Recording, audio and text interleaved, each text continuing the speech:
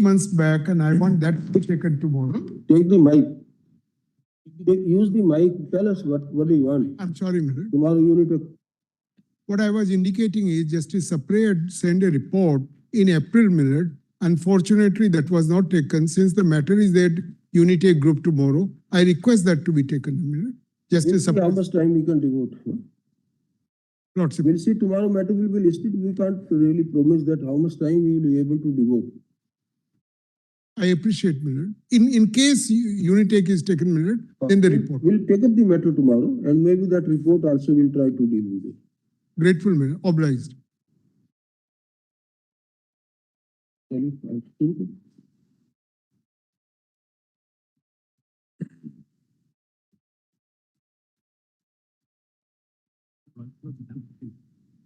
Please, Your Honor. Your Honor, I seek permission to withdraw this application, Your Honor. It was a clarification, but the Honorable High Court has already issued notice to the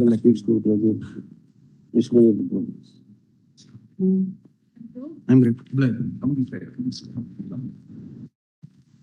Lots of similar issue is pending. Lots of issue notice. Similar issue is pending. क्या हुआ इसका predecessor died before the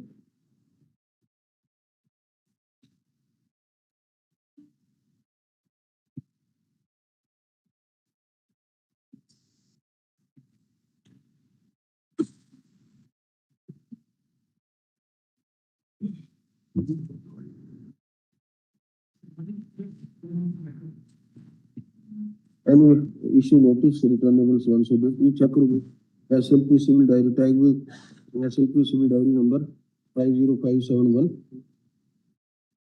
ये 17th नवंबर को लगा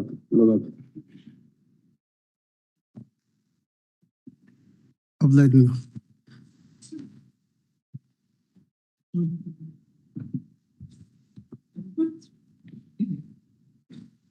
Yes, item 3. My lord, the petitioner person is appearing through VC. Kindly connect him. I am grateful, my lord. With due respect, my lord, this is a matter in which, my lord, there was a direction passed for expeditious disposal, my lord, and the meaning of the expeditious disposal has changed, my lord. It's already 9 months, my lord, and nothing has been done, my lord, despite the binding and mandatory directions. It's all right. We don't expect the members of the bar to generate litigation.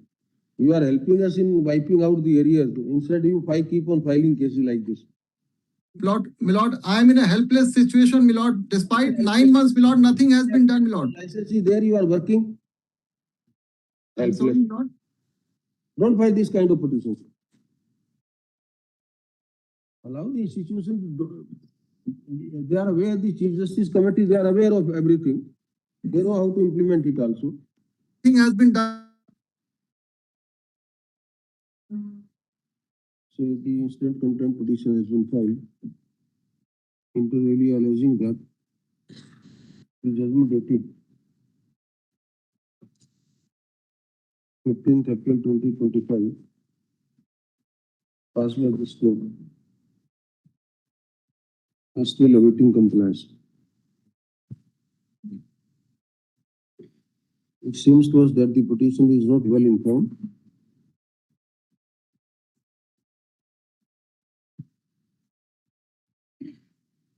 Not well informed.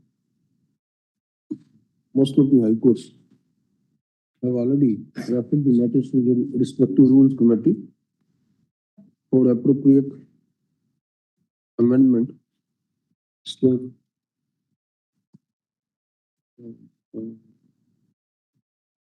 enactment of the new set of rules in furtherance of the directions issued by this court. We have every reason to believe that there will be no inordinate delay on the parts of the high courts,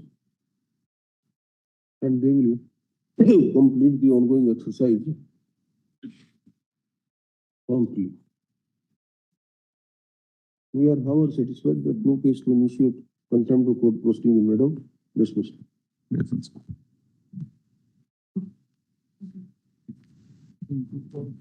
will be an interplay now.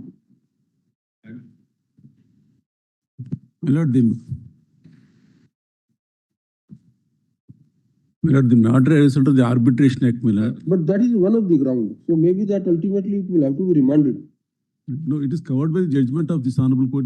But delay, only On the that. point of stamp duty, it is covered.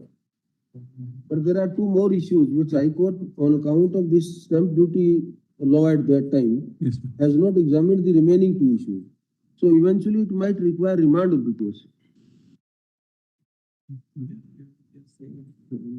Issue notice returnable on so and so date, thus the answer.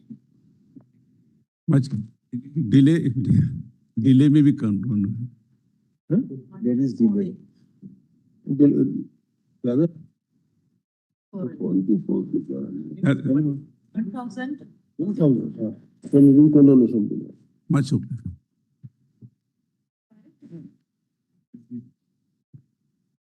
Application seeking substitution of the arbitrator, my lords. The learned arbitrator recused himself because one of his relatives had gotten married to the.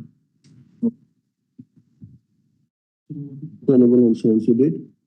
Liberty to serve just the notice. Great one.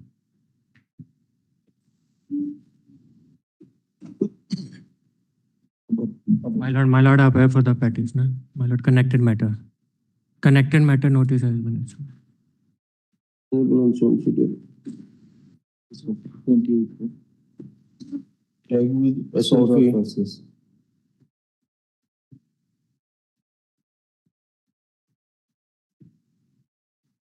date.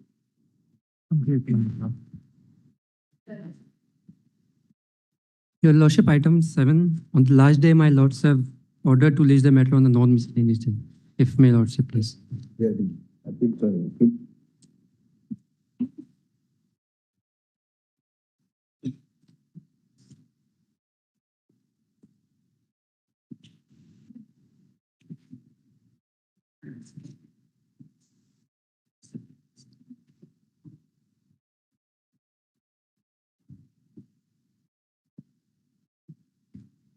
It's a non-miscellaneous day today.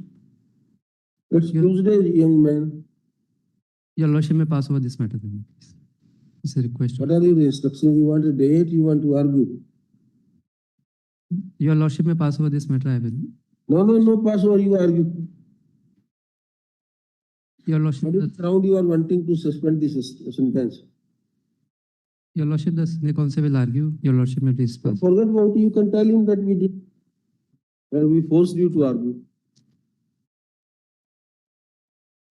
Sometimes you can say we forced you to argue.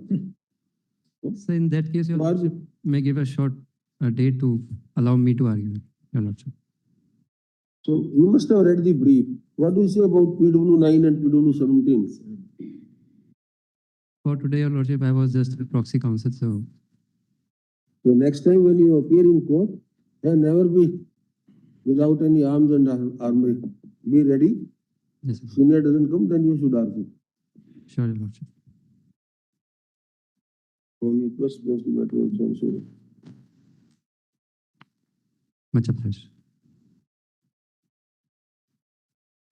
My lord, I appear for the petitioner in this case. My lord, I have filed a PIL in the High Court because they are building a hospital over a pond land, my lord.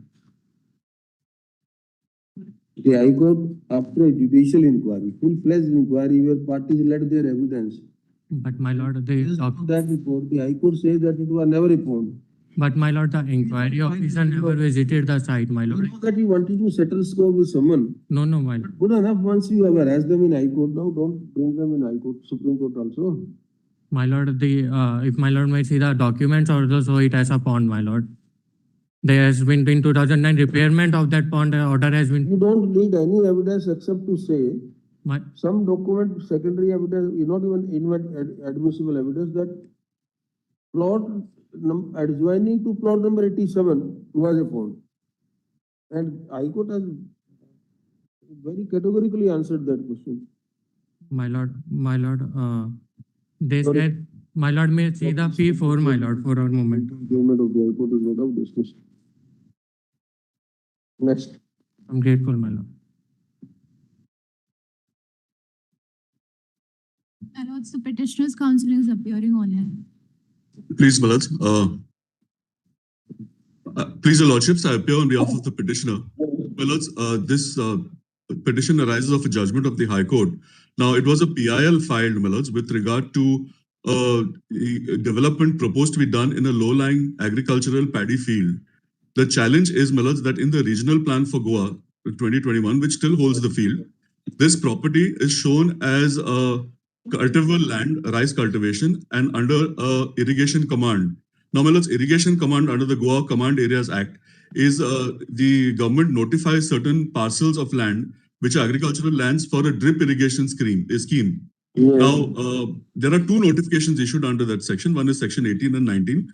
A preliminary notification is issued notifying this particular land as part of that parcel. A final notification, which is pursuant to objections, etc., has not been issued. But the major challenge, my lords, is that the embargo contained in the Goa Town and Country Planning Act, the embargo in the Goa Town and Country Planning Act. Please answer 2-3 questions. When did you Yes, file lords. the PIL? I'm sorry, my lords. Which year you filed the PIL? My lords, the PIL was filed in 2024. In 2024. Yes. When was the conversion permitted? A formal order of conversion of this land was passed. Yes, which my year? lords. The conversion, yes, my lords. The conversion was issued in 2009. I agree, my lords. 2009. But from 2009 till the year 2023, when they applied for building permission, there's been nothing that has been done on the land. Problem is that And in the meanwhile, in 2011, the regional plan has been notified. And when the permission was applied for in 2023, it was shown as a agricultural land in the regional plan. That is the issue, my lords. And if your lordships are pleased to see section 16 of the Goa Town and Country Planning Act, we have annexed the act, my lords, it's at page 53. all right, sorry, dismissed. Next. Okay. If you are not ready to listen. Notice in view of the fact that the conversion of the land was that an order converting the land for non-agricultural purposes was passed way back on 3rd November 2009, and thereafter in 2021 the land was notified as settlement zone, the PIL filed, the property PIL filed in the year 2024, claiming that the land forms part of the that the land is actually paddy land for paddy plantation, is wholly misconceived and misdirected. The High Court has thus rightly dismissed the PIL. No case to interfere with the improvement made on this issue. Next.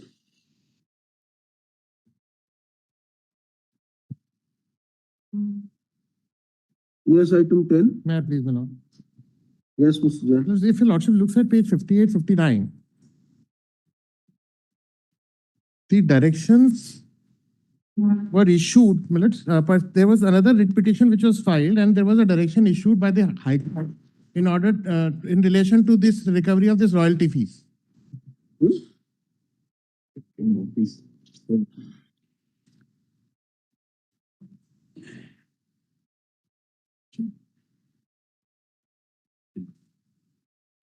Which is right. 6.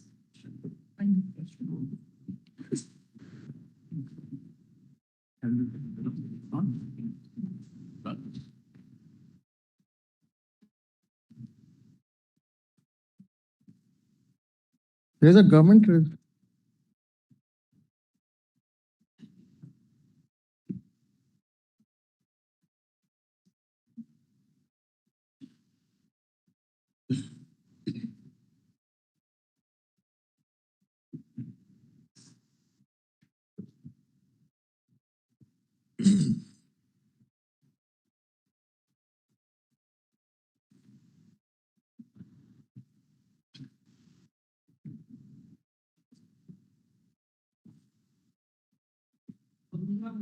Formal decision was taken Yes, please. pursuant to these minutes. Yes. Any formal decision was taken. Now, if your lordship looks at page 58, after that page 59, 59, these are the minutes. It was sent to the district collector for action because the power under 47(8) is with the collector. After discussion. It is for necessary action, but after that, they are dragging their feet, nothing has happened. And this was pursuant to the order of the High Court.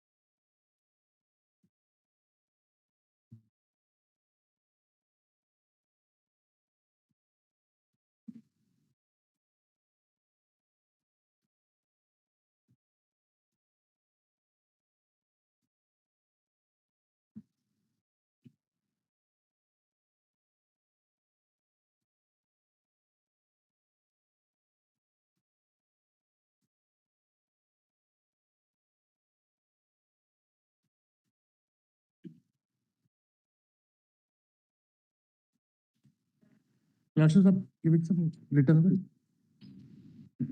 I'm good. Some returnable date, please.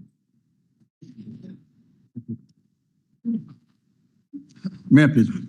Lord, Assam has the maximum number of illegal immigrants. Lordship has found that in, my lord, in the Citizenship Act. Still, my lord, in the enumeration for the revision, no document required, no enumeration form, and it's a summary revision, Lord. It's surprising. Despite, my lord, categorical affidavit before Lordship's courts in the Bihar matter that they will do it pan-India. I do not understand why Assam is being singled out, my lord. Would your Lordship kindly see, my lord, what is their stand? In, my lord, the page 46, would your Lordship kindly see, they categorically say in June that we will have SIR pan-India. They filed 4 affidavits before Lordship's court, we will have SIR pan-India. So that we had read in June. The Lordship, That Assam, June MOP. Assam has been singled out, my lord, for which nothing is required. No document required. And Lordship, my lord, in the Assam citizenship matter, noted that, my lord, post 1971, there will be no citizenship, my lord, unless, my lord, they go through the process of the Citizenship Act. Assam, they must have done it because of that the special laws there and the judgment of this court resulting in constitutional tribunal, etc. My lord. So might be. No, my lord, there is nothing on record, my lord. These are all, my lord, analysis on the newspapers. I have tried to see, my lord, Election Commission has not said anything on the record.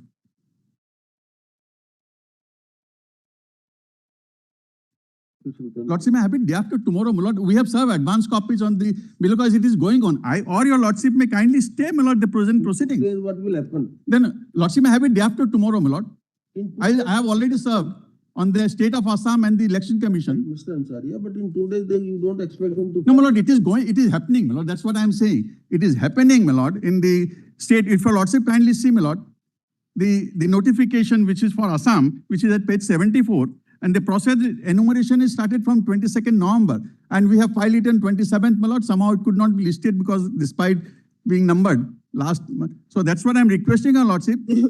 Lordship may separately take it, my lord. It must not have been listed because of the non-clearing of the defects. Yes. Otherwise, No, we have, my lord. I don't want to join. On 1st of December, it was numbered. And your Lordship said that no mentioning, so we did not mention it. so next week you take next week. So, would your Lordship having it, my lord, on Next week, unless, my lord, a date is given and the Election Commission is asked to explain. next Tuesday, next Tuesday. Tuesday, my lord. I'm grateful to 11.1 as well. Just do. 11.1 today. That's Uttar Pradesh. 11.1.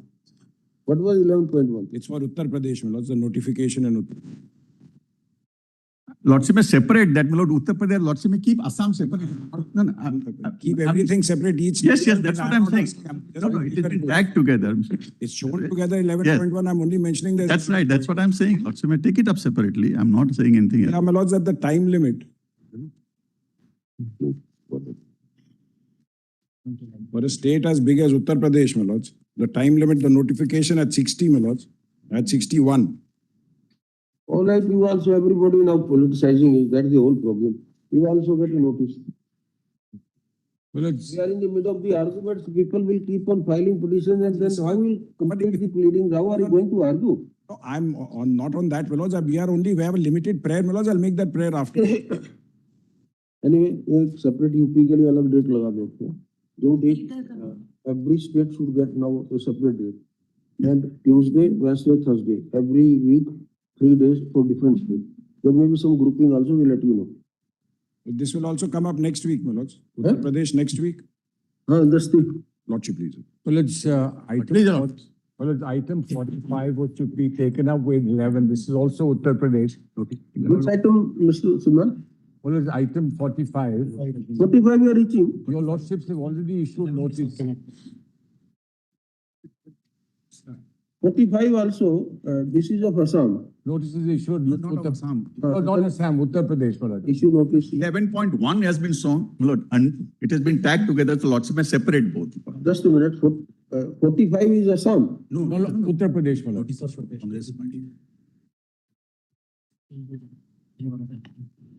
One side from 45. Yeah. This Tanuj Punia matter.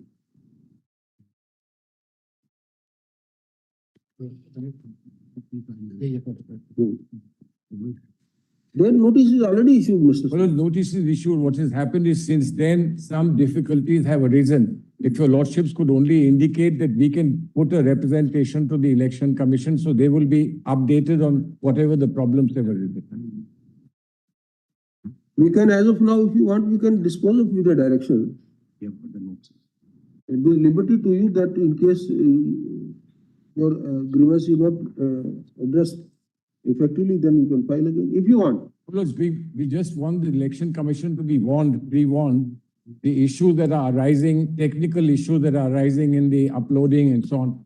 If they would have it, it'll be easier for them to respond. So your lordship will only indicate that we can make a representation so that it can be added to whatever they are looking at in Uttar Pradesh. No, you want the matter to be disposed of, or you want the matter to be kept pending? Pending. And then. Matter to be kept, whenever your lordships are taking the matter in a normal course, but we would be able to give them some supplementary information that they would have in order to be able to respond. So those, we would file that separately and give a copy to them. So then anyone appearing for in this matter? Yes, ECI has filed it now. He must be representing. They have entered. I'm not sure whether they've served us yet or not. They have entered appearance, your lordship. In item 45, Election Commission of India has entered appearance. Entered appearance? Yes, my lord.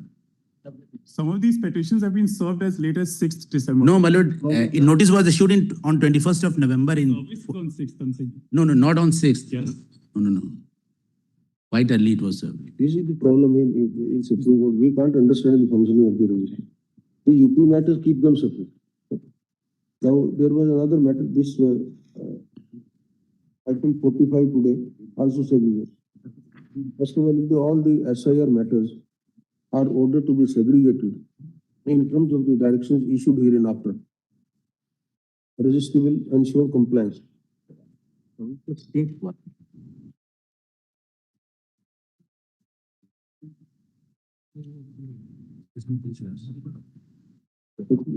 down issued. Tamil Nadu, West Bengal, give a separate date. Now this earlier matter of UP and this matter keep on the same date, next week. Then we'll see what the response they file, Mr. Musalman. Please, my lord. Because we just we have permission to just give them the extra information that is now coming every day. We'll give the information to them. Problem is piecemeal order we can't pass. Either we can, if there is something that you feel that through a representation can be rectified, then we can permit you to make a representation at this That's stage. all, my lord. That's what these are something to do with the software and so on, but they may be able to address. So the lordship just allow us to give this representation to them. Then so having regard to the nature of relief, court in the instant petition, the petition is permitted to submit a comprehensive presentation to the state election commissioner or We'll give them to the election commission because they are before your the lordship. election commission of India. It may be promptly considered.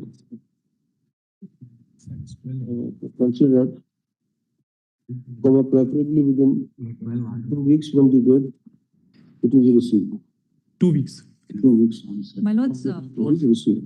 item 25 is the Tamil Nadu SIR matters, my lords. We are That giving is a also separate listed report. today, my lords. It will take time to travel from Patna to Tamil Nadu. Patna to Tamil Nadu. We are right now, we are trying to board the flights for There are there. now those super fast trains, my lords. So there is nothing like super fast. Let's, Not 47 is a 46. When do they take them? So your lordship will hear all of the SIR matters today, my lords? we You will start the part of matter. with 12. Wherever the issues are common, all of you are permitted. The problem is that fresh matters are coming. Then everybody wants them, my matter, there should be a separate counter. I have raised a separate point. Yes. Now how to cope up with that? There will be If the some separate common matter will issue, come. my lords. There will be some common issue. Our predicament is, this is what exactly on that is. If we express our opinion in Bihar matter, it will have repercussions likely to have in West Bengal, in Tamil Nadu and other places. My lord. So therefore, we have to take a holistic view after hearing all counsel for the parties, at least on common issues. Yes. So therefore, we are also, we have no choice but to defer and conclude the hearing. So maybe It is for the bar to take a call. If we stop filing further cases, then we can continue hearing and we can conclude it. One peculiar aspect for Tamil Nadu, Lords, is the hilly areas that are unique to it. A lot of those are Everybody says some peculiar facts pertaining to us. Lords, migrant workers during the Sabrimala season are away to Tamil Nadu. And they return typically, my lords, only, my lords, after Pongal. And the deadline is 11th January. That your lordships would, lords, kindly consider, apart from the merits of the matter. Anyway, like now we are on item 46. 28 or 46? What happened to 28?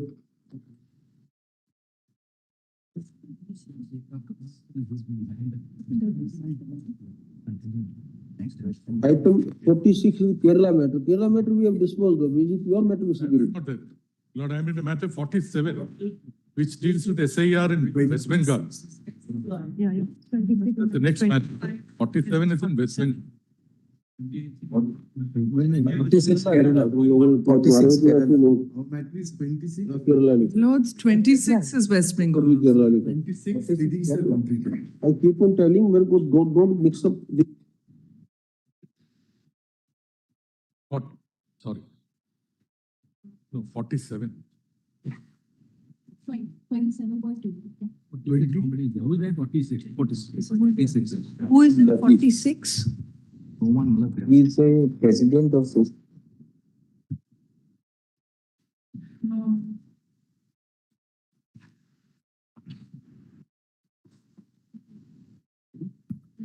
Instead of political parties. I'm sorry, my lord, I was not unmuted, my lord. I am appearing in item 46, my lord. My lord, it's Kerala matter, my lord. I am challenging, my lord, annexure P1.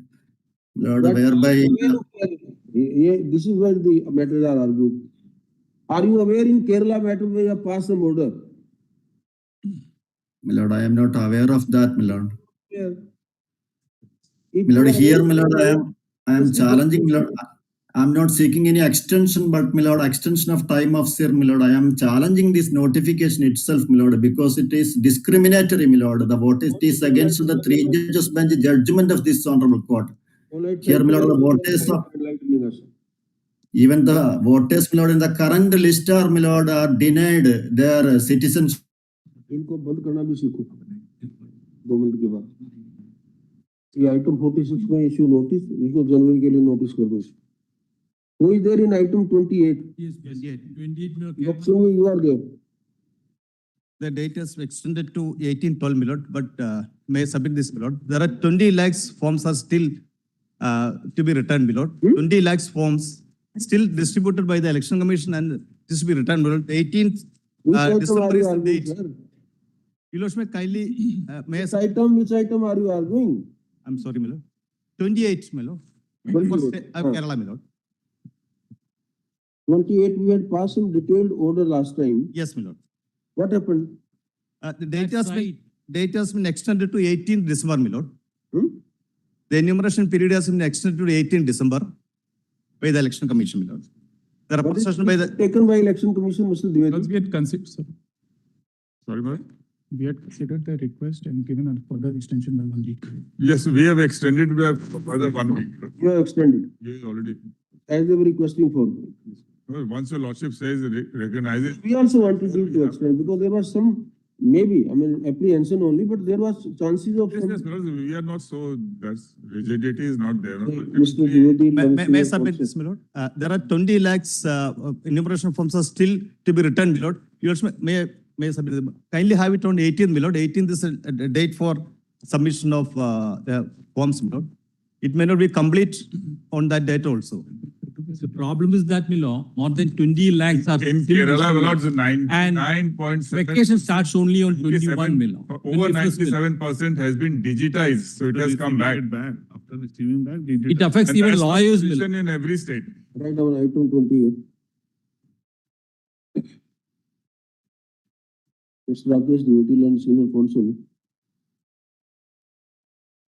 representing the Election Commission of India, states that in compliance to the order passed by this court on 2nd December 25, time has been extended in the state of Kerala for submission of enumeration forms. 11 to 18. 18. He further informs that more than 97.42% has been digitized till yesterday. that more than 97.42% Yes. enumeration forms have already been digitized. Digitized, which means that it has come back and uploaded. Digital and uploaded.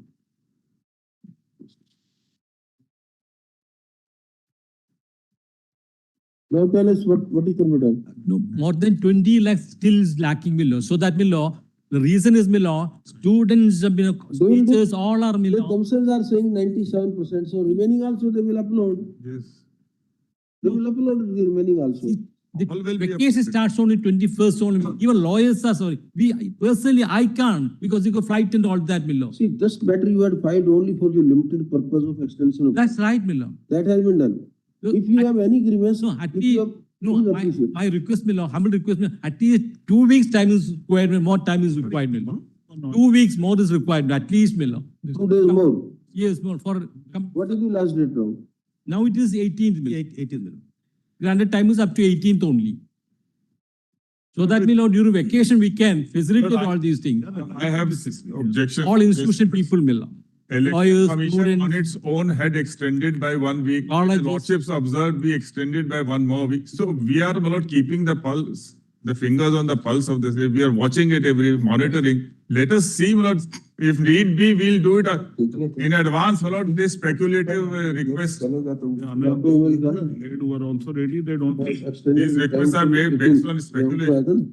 Mr. Dwivedi informed that in the post order saying so, the time has been extended till 18th December 2025.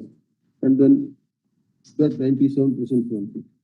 Concerning Senior Counsel for the petitioner, now submits that since 20 lakhs or so, enumeration forms are yet to be returned. Are yet to be returned. No, we are not admitting this. We are not admitting this. They are saying 20 lakhs form. Their statement we are. Statement, that's right. My lords, in Are yet to be returned, comma. The timeline may be extended for another 2 days. It says 2 weeks. 2 weeks. 2 weeks or 2 days? Weeks, madam. No, not 2 weeks. No.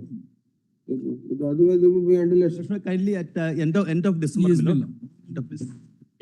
Because that will facilitate due to vacation, below. Otherwise, college students, everybody is engaged, below. Otherwise. Become faster in vacation. And then we will take the call. So I think you tell us how much is left my and how much. lords, What's the matter on 18? my lords, in 25, Tamil Nadu, the draft electoral roll is being published on the 11th, my lords. That's in 2 days' time. And this, Tamil Nadu, we are coming to Tamil Nadu. Wait for some time. very well, my lords. Your lordship will hear it in the course of today at some point, right, my lords? West Bengal आ गए. 47. Lord, 47 relates to West Bengal. We don't challenge the notification. Prayers that we have made, Lord, if your lordships kindly come to page 33, is a direction to the ECI to issue directions to deploy and take all state police officers in the state of West Bengal under deputation till the final publication of the electoral roll is over in the state of West Bengal, and to deploy adequate central armed police forces. Lord, what we have mentioned here in the Yes, please. what we have mentioned here in the writ petition is a spate of violent incidents which had taken place in 23 and 24. And now, my lords, and continuing to happen, my lord, we have given a. Matter already pending now. We will see what is to be done. For the ongoing violence. My lord, this is, my lord, action to be taken by the ECI, my lord, to protect the block level officers, the booth level officers. The problem is that how we to entertain the individual petition now. This is the current. Becoming free for all. No, my lord, this is the current incidents which are taking place. No, our worry is that now most of the political workers, small level politicians, they are coming because they feel that this platform is bringing them to highlight, and they becomes. Not that, my lord. What we have mentioned here is a series of incidents which had taken place in 23, 24, and which continues in 25, especially after the SIR was implemented. What we have stated, my lord, is that The booth level officers should be given protection. Notice and tag with other matters. Very good. Interim protection for the booth level officers was My not lord, to be what- deployed. My lord, if the ECI is able to get, instructions and then. No, we can't say we'll hear all the West Bengal. We have asked for an interim relief that some protection may be Mr. afforded. to Giri, the booth level apart from a officers. single FIR, nothing is annexed. Apart from a single FIR, We have nothing mentioned- is annexed with regard to obstruction to BLOs. We have mentioned here. Yes, we have seen. We have mentioned here. It's all historical references. No, Nothing. current, my lord. We have Post June only 25. one FIR. Apart from that, there is no FIR. So what we have mentioned is that the ECI will be in a position. That is what we say, the materials are flimsy. What is your claim in 47? Give me the 47 paper. 47. Don't ask for. He wants police to be put under ECI.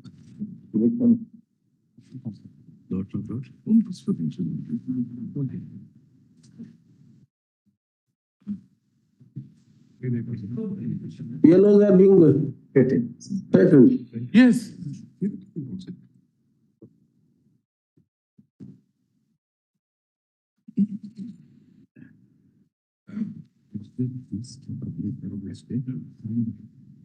It's a page number.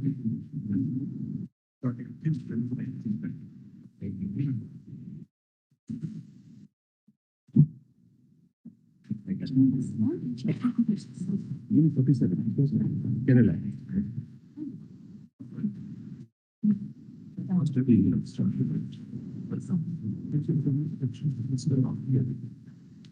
Because what happens in,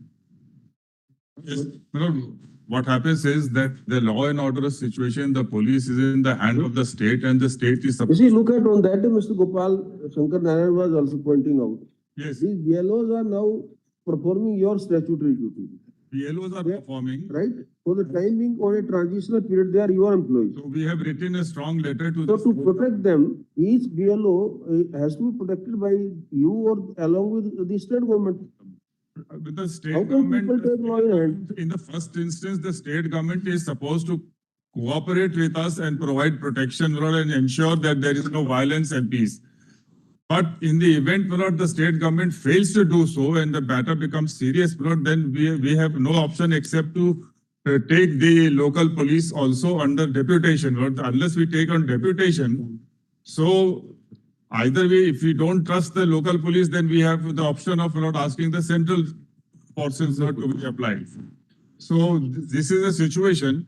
So But I would take some suggest, measures, Mr. I would suggest that the lordship may say Mr. not Reddy, that the state. Mr. Reddy, what is happening at the ground level? Yes. You must be knowing because it is your BLOs now who are working, performing at the ground level. There are situations, Lord. So if there is a threat, if there is some kind of violence, if anything is happening, you can't allow the law to take, in hands. People can't do like that. That is happening, and we have written a letter, strong letter to the state government, even the electoral officers, office that get out, and the chief electoral officer and the district election officer everywhere. But then you take notice of this decision. There, the stance of Mr. Shankar Narayanan was that the ECI is becoming so much of an driving force that the BLOs are getting exhausted, and that is why there is a garage of the ECI office, or the election commission office.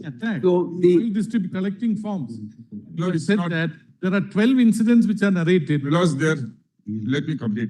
A lot of political narratives are floating, Lord, on all sides, including in the court also, Lord, is being projected.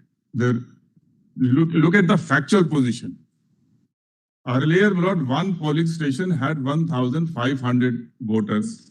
We have rationalized and reduced it to 1,200. Maximum. Now in 37 days, if every polling booth has got a separate BLO and a volunteer, and there are BLAs. He has to tackle in 37 days, if average is taken, it comes down to about 35 or 36 voters, which he has to enumerate on it. Now, if anybody not having a little sense of the rural area, if I take it first, if one goes to one hamlet, one has to only not pick up 7 houses or 8 houses. and my lord, the quota is filled up. So there is no strain. So this is not a desk work. The BLO has to go to the house, each house, verify, and then the enumeration form is submitted to him and he uploads. So, but So if he just does the desk work of uploading, it's one thing. no, he has If to. does He the has to. legwork of going to the spot, verifying the house-to-house enumeration, and then take the enumeration form and upload it. So this is the pressure which is mounting, and which is 35 why hours. we took note of that and directed the state governments to beef up the number of BLOs. That's the reason why we directed. And today the strain and stress which is alleged, we, as you rightly say, we are not on the narratives.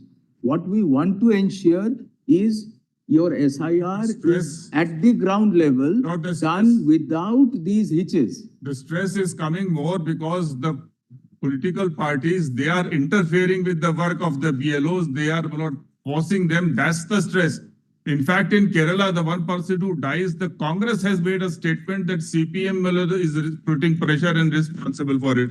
Now, so therefore, the No, we are not parties. we are not on what the political parties will indulge in blame game, that there will be no end. We are only concerned about two things, Mr. Dwivedi.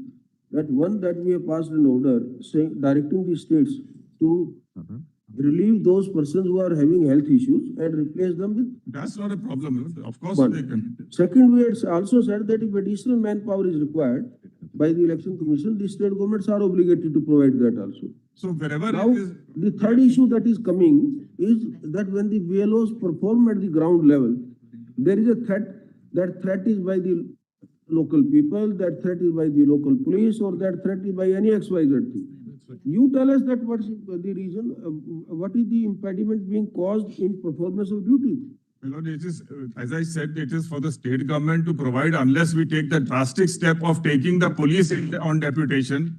That is right. Might have to take drastic action. Until and unless the election process commences, the police does not go into the jurisdiction of the Election Commission of India. The police has to provide law. We don't have a police.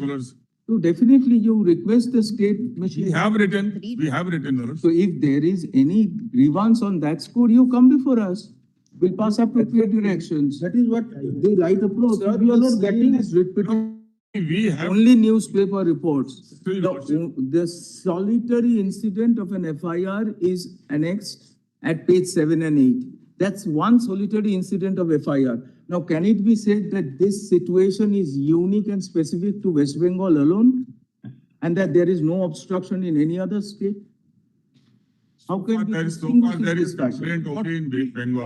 What could make it stand apart is probably we are sympathetic to your cause. But what we are also trying to delve and find out is whether this is again a narrative from one end. No, it's not a narrative. No, that definitely according to you it is not. It's not a narrative. But what we find is as forensic evidence of obstruction, only one first information report. Now, in this situation, can it be said that the state of affairs in Bengal is so unique that a specific direction has to be passed in respect of that state alone? Then same. Then it should be, then all the police in all the states of India should be put under the control of the Election Commission of India. It depends upon, my lord. That is exactly how it is different. We don't find it to be different. What I'm saying, my lord, is that let the EC say what No, we Mr. say is correct or not. You first have to pass the threshold of a prima facie case before we call upon the EC to do anything. What It we is have Mr. Dwivedi is fully conscious any lack of cooperation from any state government. He is at liberty to intimate us and we will pass appropriate directions. No, in fact, I would.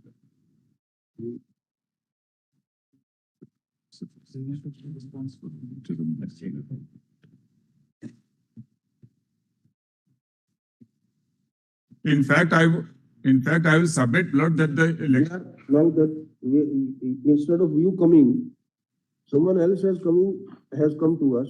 As my brother has rightly pointed out, we can't believe that, we can't accept that narrative with isolated instance. But we are issuing notice to you let us get your response, that what do you say? So And not only about West Bengal, better it is that you give us a clear picture about the kind of cooperation or non-cooperation you are getting from the different states.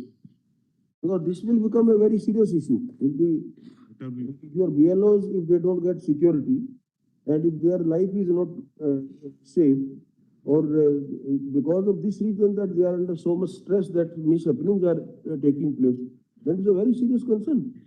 So, my lords, the Election Commission has full authority under the Constitution to either, my lord, take help of the central forces or the state forces under its control and ensure it. So it can be left to the Election Commission, my lord, to act on the situation. Possessing a power is something different than exercising that power. You have not exercised so far. And the people are suffering. Sensitive matter, my lord, so we can't straight away jump into it. No, we don't say that you assess and you tell us that what's first of all. We'll file a response. They issue notice to Council accept notice on behalf of the Election Commission of India. Let the Union of India be served through the Office of the Attorney General. Anyone standing counsel for the state of West Bengal? Mr. Mimani. Mr. Mimani. Kunal Mimani. Can accept notice. On our asking, Madam accepts notice on behalf of the state of West Bengal. Let complete set of paper book be handed over to the land counsel for the respondents during the course of day. Just have instruction your viewpoint, because it's not the Election Commission alone. Your viewpoint also matters a lot. But I assure your lordship, the Election Commission will take strong action, my lord, to protect. It's not that we will take the action, my lord. Then have enough powers and we will act, my lord. That has to be, otherwise it will create anarchy. Yes. Very great. No, every matter has something different. This is all different matter. Thanks to you.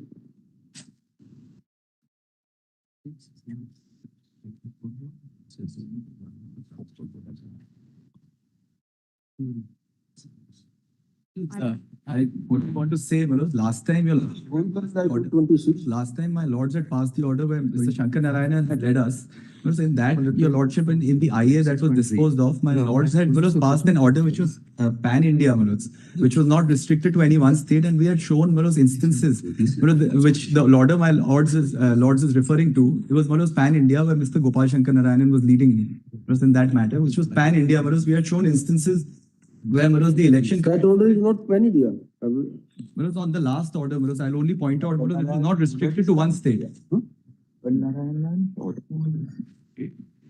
Only pan-India basis. Yes, it was on a pan-India basis, and there were instances in every different state we had pointed out where the election commission had issued. It was in fact just to strengthen the hands of the states and the election commission board, that wherever the employees are required to be replaced because of health reasons and wherever the additional manpower is required, yes, so they could coordinate and provide it. I just only wanted to point that out to my lord, that order was not just specific to one state, it was dealing with all the states. I just only wanted to point that issue out. So that order is not? The order my lords had passed on the last date, which is dated on the 4th of December. In our IA, in the IA, we had. So if you want, we can today we can say that this order will apply in respect of all these states. Do you want that? Yes, that will solve the problem. Yes, The application should be made with respect. I'm sorry for interruption. The district electoral officer, my lord, because these officers are now under deputation and employed by the district electoral officer. So anybody has a problem, he should apply, then he will request the state government, not directly to the state. Otherwise, state will never allow us to function, my lord. No, Mr. Dwivedi, that is what the mechanism we have already prescribed in the order. So yes. That they will follow.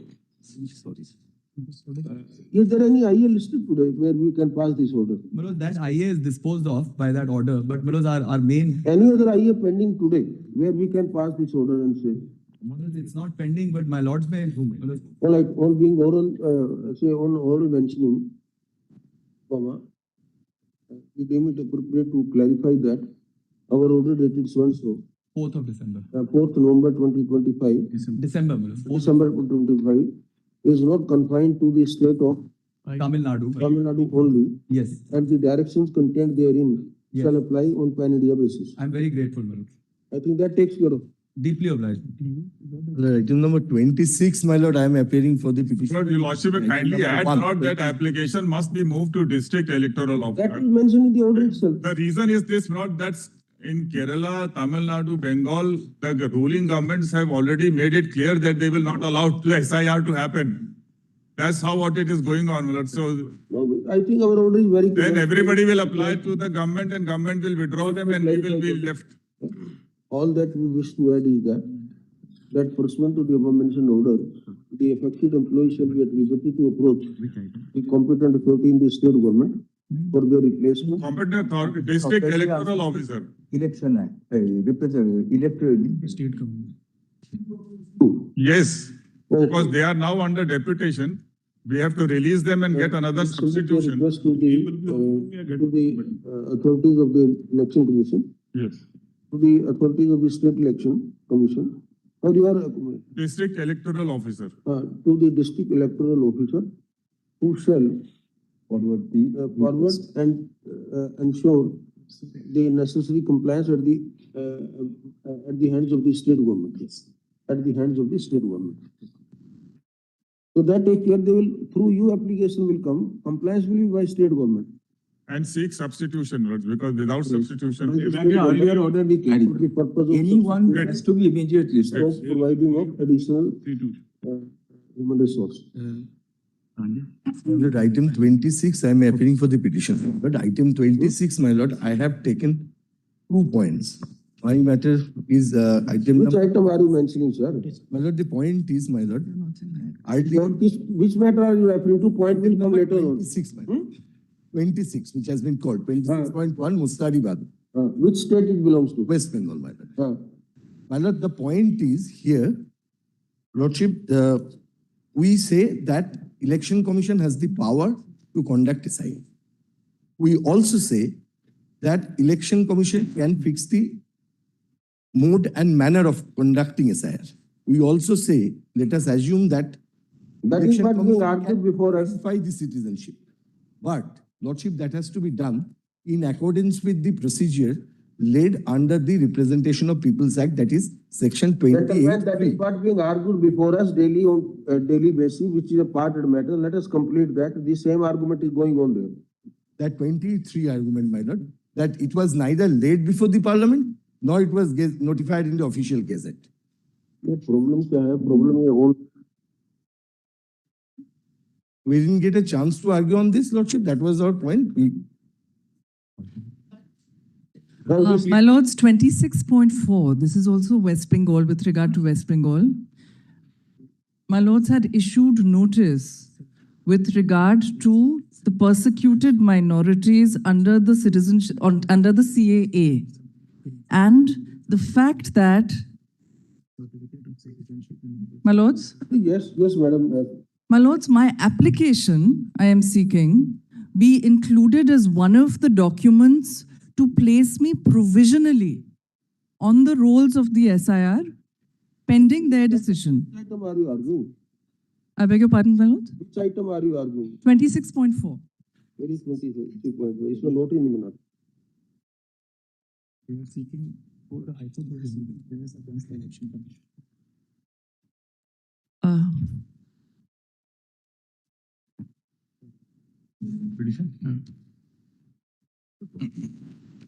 Petition?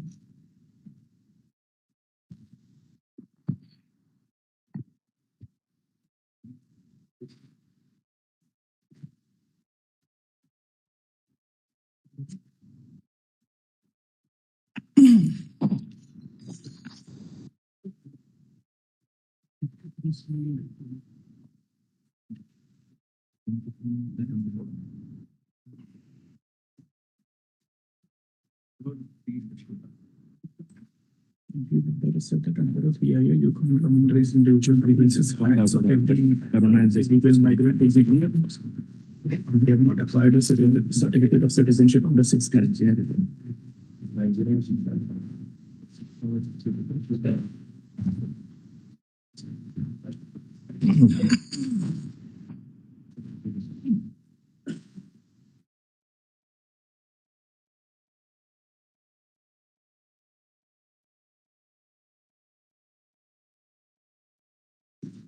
beg your pardon, my lord.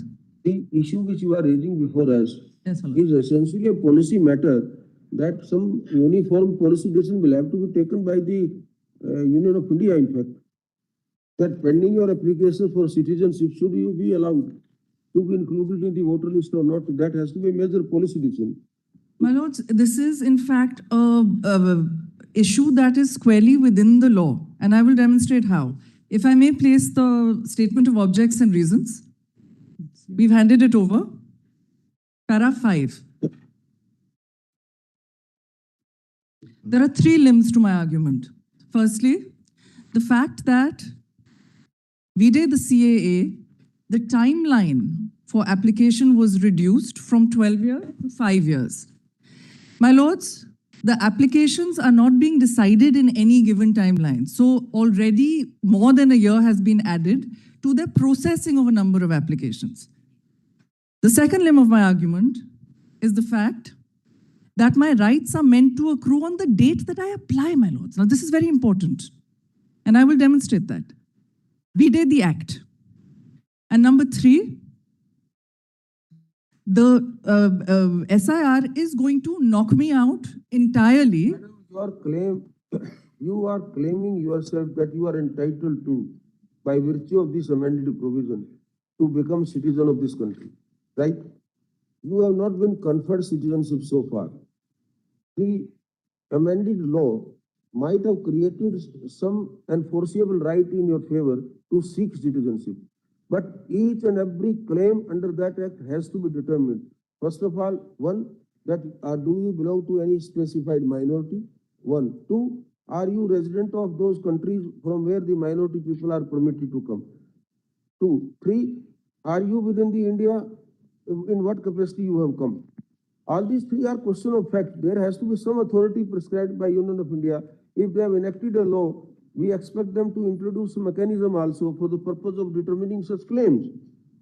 So unless those claims are determined, unless your it is approved, how can you ask for put the cart before the horse? First you acquire your citizenship, then the question of not being into the electoral roll comes in. My lords, we appreciate entirely the fact that each individual applicant has to be evaluated on their own merits. But my lords have already held in a judgment called Basudev. Can we hand it across? We can only But there has to be a timeline. So there was a person who had was in a government job, and his application had not been processed. He was in a position where his rights had not been determined for decades. So what this court said is that there has to be a reasonable time. So that's the first issue. Now, of course, some of these people will not be eligible for such citizenship. There's no question of that. The only thing is that those who are, my first plea is that let there be the same timeline that there is for those who have applied for naturalization and registration, citizenship by naturalization and registration under Section 6. I'm just asking for the same timeline. That's my first plea. So my lords may see what is the timeline that the statute has provided for those people. Please appreciate, you are in a PIL representing the alleged interest of 50,000 old people. More than that, but that's a conservative. We are only going by the government's way. We do not know those 50,000. No, we do. We work with them every day. Perfectly. If you work with them, then best appropriately, we can only facilitate the determination of your rights. Yes. If the law does apply to you or not, are you entitled to any benefit of this amended provision or not? Who are you? Your own identity will have to be determined. All these are essentially question of fact. Once these are determined, suppose these are in line with the amended provision, then you might be entitled to. Then those who have made the law, probably they will grant you benefit also. We can only facilitate the determination of your status. Nothing more than that, Joy, we can do. My lords, what my lords was saying at the beginning would be extremely helpful. The determination of fact within a timeline which actually the statute and the rules provide under 12. That's what we're seeking. That was the direction you should have sought even the High Court when you approached the High Court, probably. No, the High Court did not issue that. No, you approached the High Court. Your matter has been... I've approached the High Court, but the High Court said, the High Court essentially said that, look, it's a PIL, so we can't. Now, the point is that there are so many, we have placed today, we have the applications of about 20 people. Now, the reason that they are not feeling confident to, because their situation is already so precarious. And in addition, my lords, almost every matter here being heard with regard to the SIR is in a PIL, because it is that kind of situation. So, my lords, today, if my lords are willing to look at the timelines, I seek the indulgence to... We are thankful that at least you have understood our plight, that we are hearing everyone only in PIL instead of individual claims. Nobody is there. But anyway, well... These are abstract questions of law, my lord. What is being argued is only with respect to some broad principles. Therefore, we don't find any impediment because of PIL. Yes. That we have taken a call and we will decide on merits only, not on hypothetical things. In your case, what it appears is that better we dispose of the matter with a direction to find out that in a time-bound manner they should determine your claim. And if you succeed, fine. My lords, would it be possible then, in that case, to dispose of my application saying that the time-bound manner should be on par with the processing of timeline and processing of applications under Rule 12? That may be. Huh?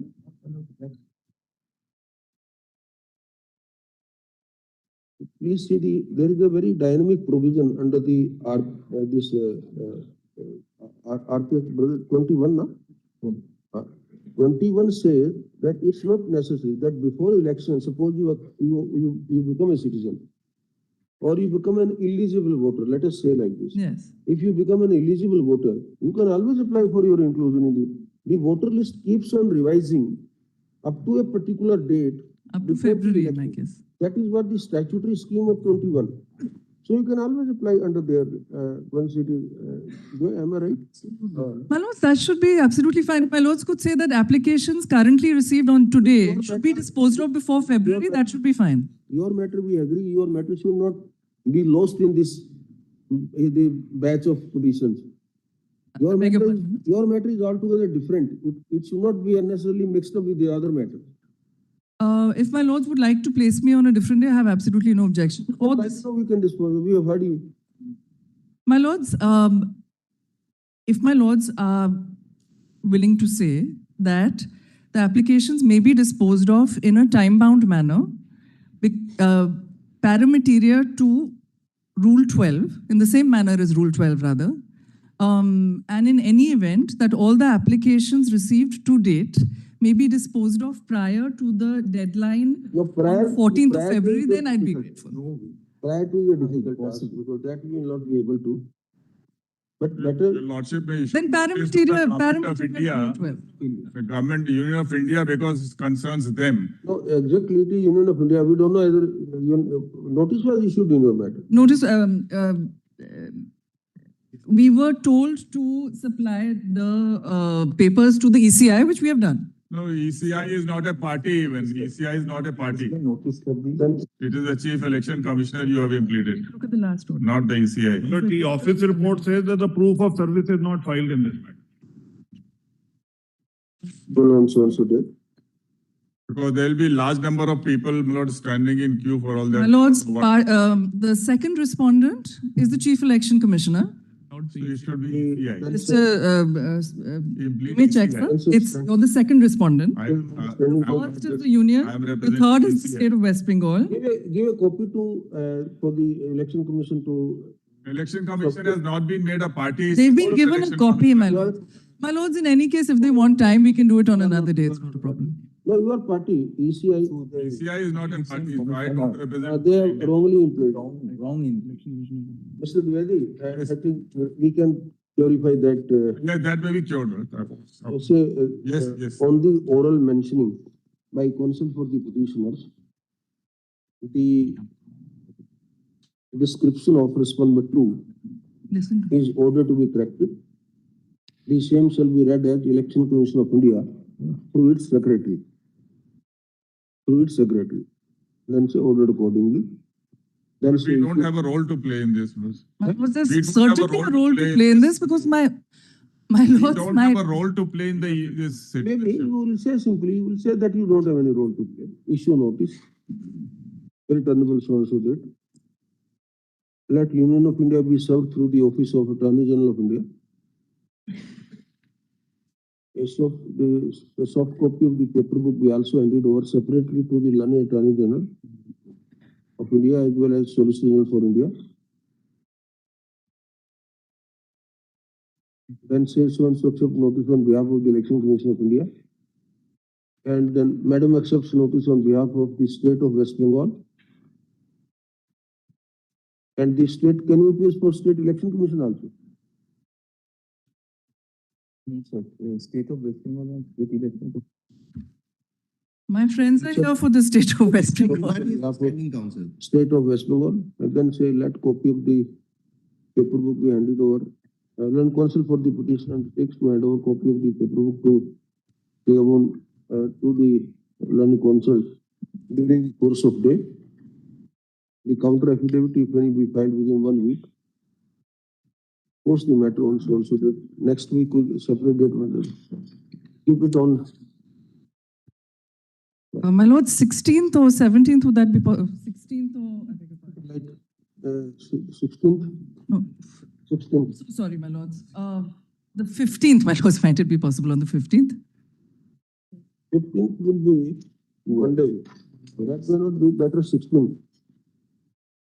The 17th, my lords? Yes, 17th is can be. I'm so grateful. 17th. Grateful, my lords. It is. We'll take it from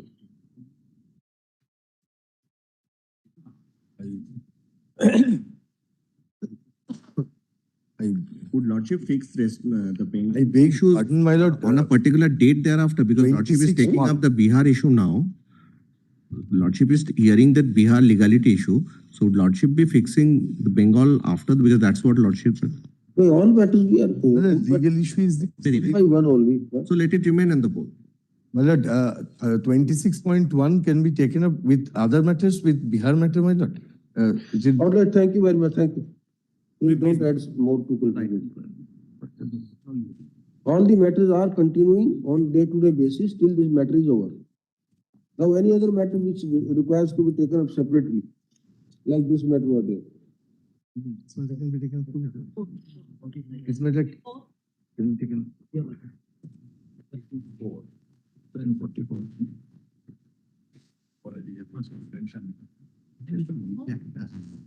क्या item 44 क्या है?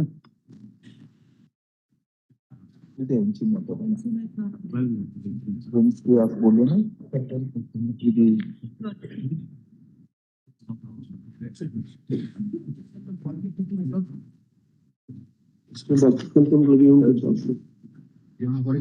Item number 44, my lord, it was directed in this matter, your lordship. In this matter, your lordships directed the IA also to come. The IA has not come. the lawyer's chamber. My lord. Basement used as a non-resident. Yes, that is the matter. But your lordship directed that the IA should also be listed along with the contempt matter. That those IAs have not been listed.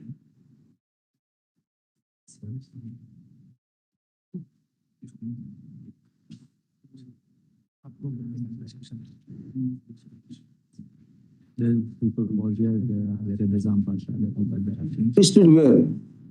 It is to be listed on the 12th. Likely tentative list. You are saying this contempt need to be heard with IA. My lord. Which IA and what is the date in that IA? It's 185267 of 25. 2019. I stand corrected. There are 2-3 IAs of 19, 182573, 182567. I'll just give the numbers, my lord. Right? For Lordship's convenience, I'll just give the IA number. Well, at least this contempt petition along with IA number so and so on the date. Grateful, my lord. May I please, my lord. This, I will, my lord, respectfully submit on one question alone.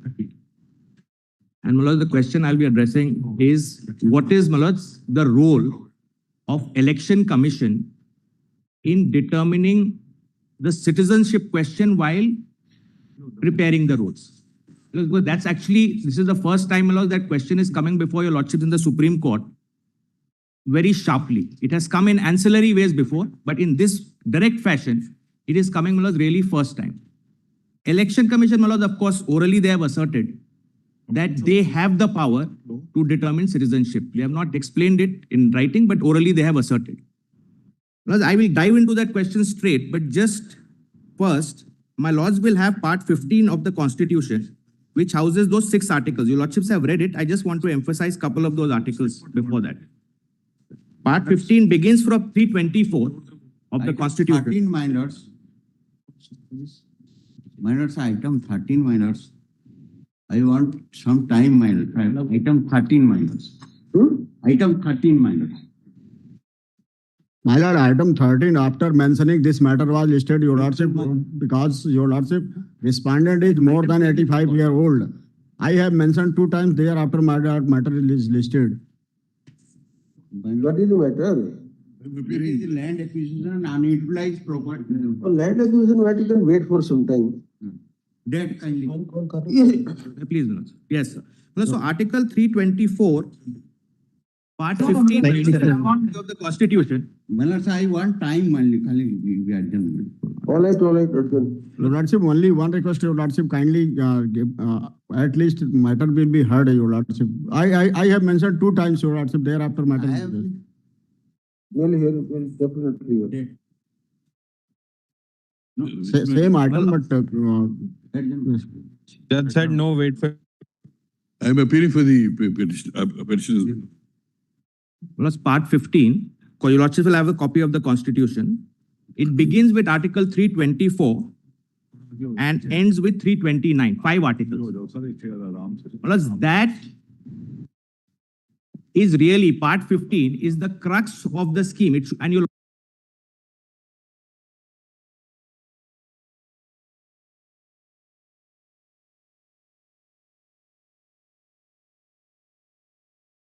the Representations of People's Act 1950 and 51 was passed really by the Constituent Assembly sitting as a provisional parliament. My lords will recall that 50-51 is the Constituent Assembly sitting as a provisional parliament. The first election, general election in India, my lords, happens. Submission to begin with is that 324 to 329, which is part 15, read with the 2 enactments, 50-51, is really in that sense one code which has been enacted. And my lords, that code gives us a very clear indication of what the powers of Election Commission are. And my lords, the sole question, as I said, I'm going to address is what is the scope and power of the Election Commission vis-a-vis determining citizenship when it is preparing electoral rules? Do they have a role? What is the extent of that role? Etc. Well, my respectful submission is on that, just have first 325. Well, 324, your lordship, is their general power of superintendence is there in 324. Have 325 first. There shall be one general electoral roll for every territorial constituency for election to either House of Parliament or to the House or either House of the Legislature of a state, and no person shall be ineligible for inclusion in any such roll or claim to be included in any special electoral roll for any such constituency on grounds only of religion, race, caste, sex, or any of them. Plus, this is a non-discrimination provision. 325 mirrors the language of Article 15. Plus, the same grounds are there, Article 15 grounds, race, religion, sex, caste. This is a non-discrimination provision incorporated specifically in the context of preparation of electoral roll. There's a historical context. Plus, There's a historical context. Also to that. The Government of India Act 1935, Yes. which had separate lists. Yes. For And graduates, communal electorates non-graduates, etc. My lord, And that is why it's yes. a unified list, electoral list of all citizens. I'm grateful. What my lord is saying is that there were communal electorates earlier, This is also a way to finish that off and have one electoral roll. I'm grateful for that. Not only that, the value and weightage of Each one is equal. Correct, that's right. Absolutely. That is correct. Absolutely. But the point, because that's the historical context, I'm extremely grateful. But the point is that this is also a non-discrimination provision. So one role irrespective of any of these categories. Then my lords will have 326, and that's really the core. The elections to the House of the People and to the Assembly of every state shall be on the basis of adult suffrage. And then that is defined. That is to say, every person who is a citizen of India and who is not less than 18 years of age on such date as may be fixed in that behalf by or under any law made by appropriate legislature and is not otherwise disqualified under this constitution or any law made by appropriate legislature on the ground of, now this is important, the grounds of disqualification are mentioned in the constitution itself. Non-residence, unsoundness of mind, crime or corrupt or illegal practice shall be entitled to be registered a voter at any such election. So, Malas, adult suffrage you have to be 18 plus, citizen of India, and the grounds of disqualification are specifically mentioned in this article itself. And the Parliamentary Act, as I will show, only mirrors these grounds. It cannot add to these grounds. It is limited to these grounds. Now, Malas, 327 is the power of the Parliament. Subject to the provisions of this constitution, Parliament may from time to time by law make provisions with respect to all matters relating to or in connection with elections to either house or to either house of the legislature of a state, including the preparation of electoral rules. My laws may just underline that portion, including the preparation of electoral rules. So the parliamentary law specifically has been empowered to deal with electoral rules, how to prepare. Finally, my lords, 3828, nothing turns on it here. 3828 is a residual power of the state assembly in case the parliament has not exercised that power. But here, my lords, the 5051 Act really covers the field. So 328 doesn't come into picture at all. 329, my lords, is the bar to interference by courts in electoral matters. This, my lords, is really this constitutional scheme. Now, my lords, on the citizenship question, I'll straight away take your lordships to the Act. Kindly have the 1950 Act. And two sections are crucial. The Representation of People Act, 1950. Section 16 and Section 19.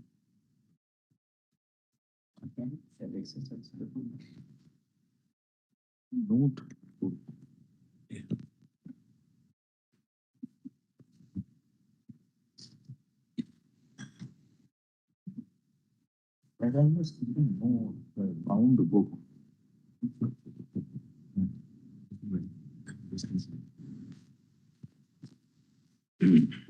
The brown leather sounds.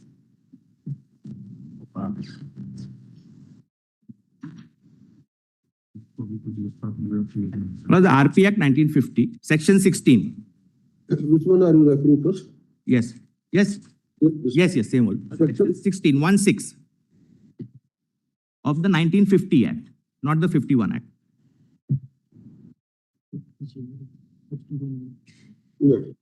Disqualification. Yes. Well, just this language is very essential. Disqualification for registration in an electoral roll. It is framed as a disqualification. And I'll read it slowly. A person shall be disqualified for registration in an electoral roll if he, number one, is not a citizen of India. Just underline that, Malaj. That's very important. 16.1 says a person shall be disqualified for registration in an electoral roll if he is not a citizen of India. So, Malaj, there are two double negatives which are operating in Section 16. One is that it is inserted as a disqualification rather than a qualification. Number one. Number two, it is framed in the negative that is not a citizen of India. So you get disqualified when somebody determines that you are not a citizen of India. I hope, Malad, I'm able to make myself clear. So there are two negatives. This comes in as a disqualification. And second, you have to show not that he's a citizen of India, that he is not a citizen of India. B, Malad, is of unsound mind and stands so declared by a competent court. C is for the time being disqualified from voting under the provisions of any law relating to corrupt practice. Clause 2. The name of any person who becomes so disqualified after registration shall forthwith be struck off the electoral roll in which it is included. So, when we read clause 1 and 2 together, it is possible to envisage the situation that somebody who is disqualified may come on a roll, but then subsequently upon disqualification has to be removed from the roll. That's what 2 envisages. So when 1 and 2 is read together, it becomes clear that if a person is not a citizen of India, the authority can refuse him to be brought on the roll, or if he has already come on the roll, he can be removed from it. Those are the 2 situations. Now, my lords, will have section 19. Conditions of registration.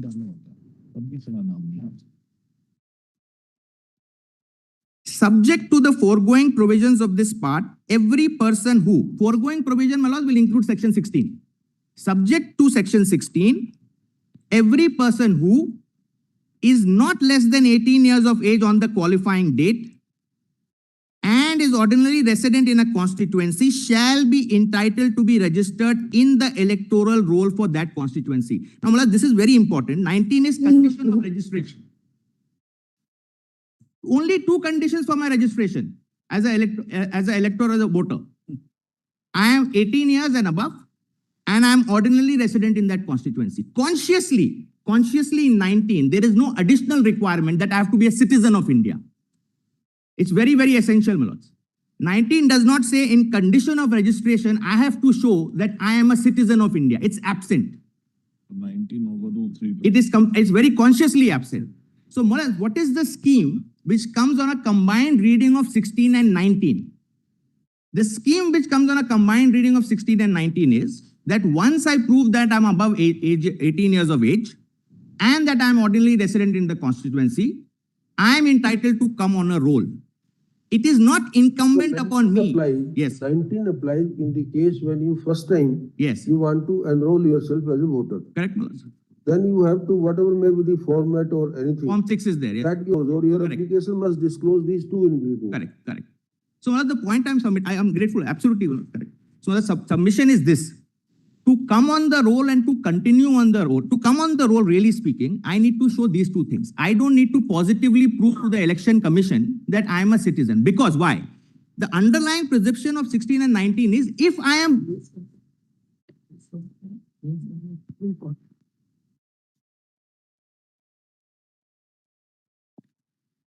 Become clear to them from the scheme of those 2 acts. Yeah.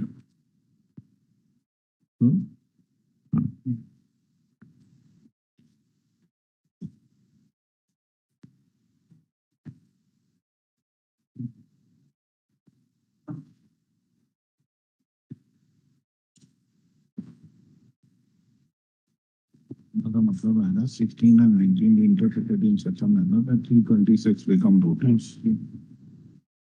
326 voters. Article 326 gives condition, a first condition, that is inalienable as citizenry, that goes for a 6 second.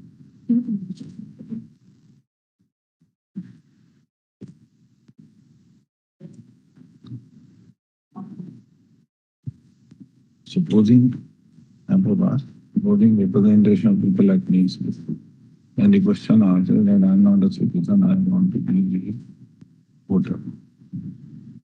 The answer will be, you can even the amount. So the parliament enabled them by overruling 326.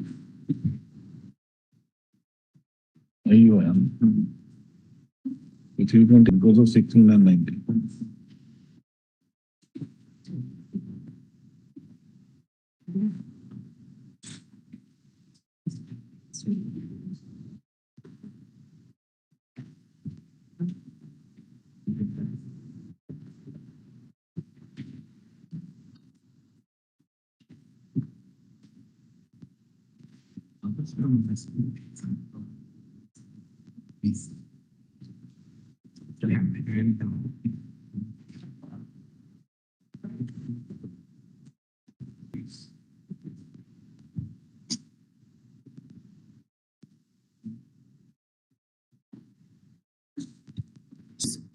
that once I establish the burden is for me, the limited burden on me is this. I have to show I'm 18 and above and I'm ordinary residents. Once I have discharged that burden in terms of 19, there is a legal presumption that I'm a citizen of India. When you read 16 and 19 together, and the reverse has to be shown, then the burden in effect shifts on whichever the authority, and I'll come to that, to show that I'm not a citizen of India.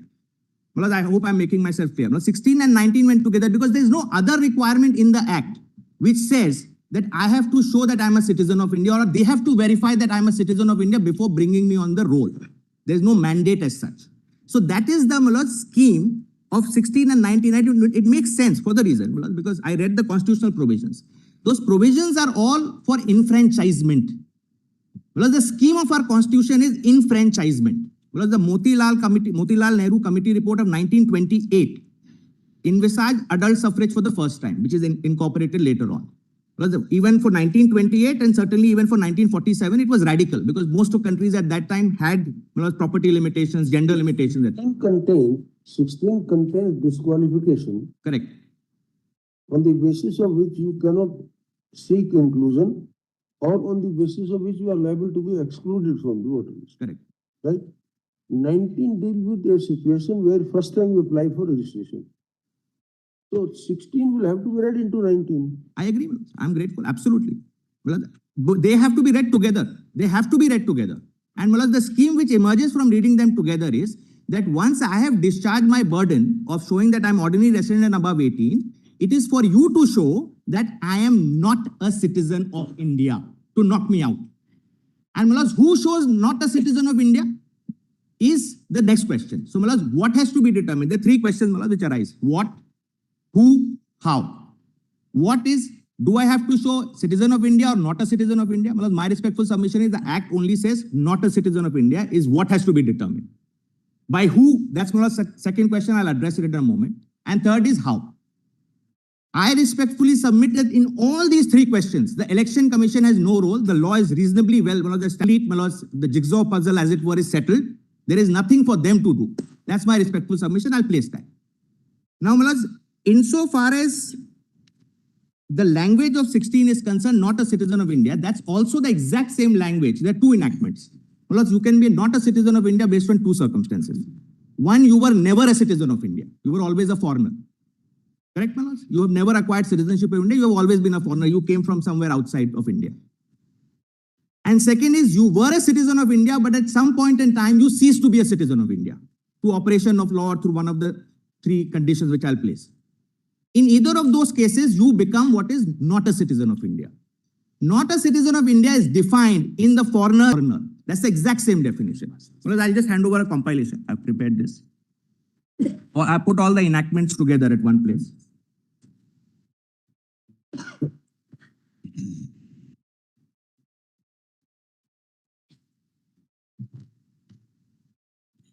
My lords will have page 53.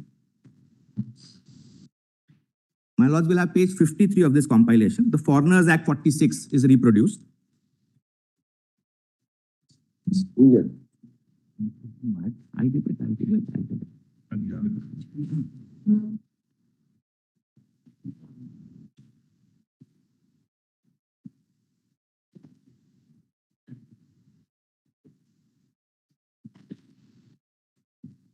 The Act begins at 53. My lords will have page 55. The definition of foreigner, 2A, in the middle of the page, my lords. 2A. My lords, He's not a citizen of India. that's right. Foreigner means a person who is not a citizen of India. That is the exact same language as 16(1). Who is not a citizen of India. Now, my lords, under this Act, your lordships will have below that section 3. The central government may by order make provision either generally or with respect to all foreigners or with respect to any particular foreigner or any prescribed class or description of foreigner for prohibiting, regulating or restricting the entry of foreigners into India or their departure therefrom or their presence or continued presence therein. Plus, this is the statutory power under which those foreigners' orders have been passed. Section 3 is that power. Now, my lords, I'll take your lordship through the order itself, which is at page 70 of this compilation. The Foreigner Tribunals Order 1964. That's a famous tribunal order which we always, for foreigners tribunal, which we rely upon. Page 70.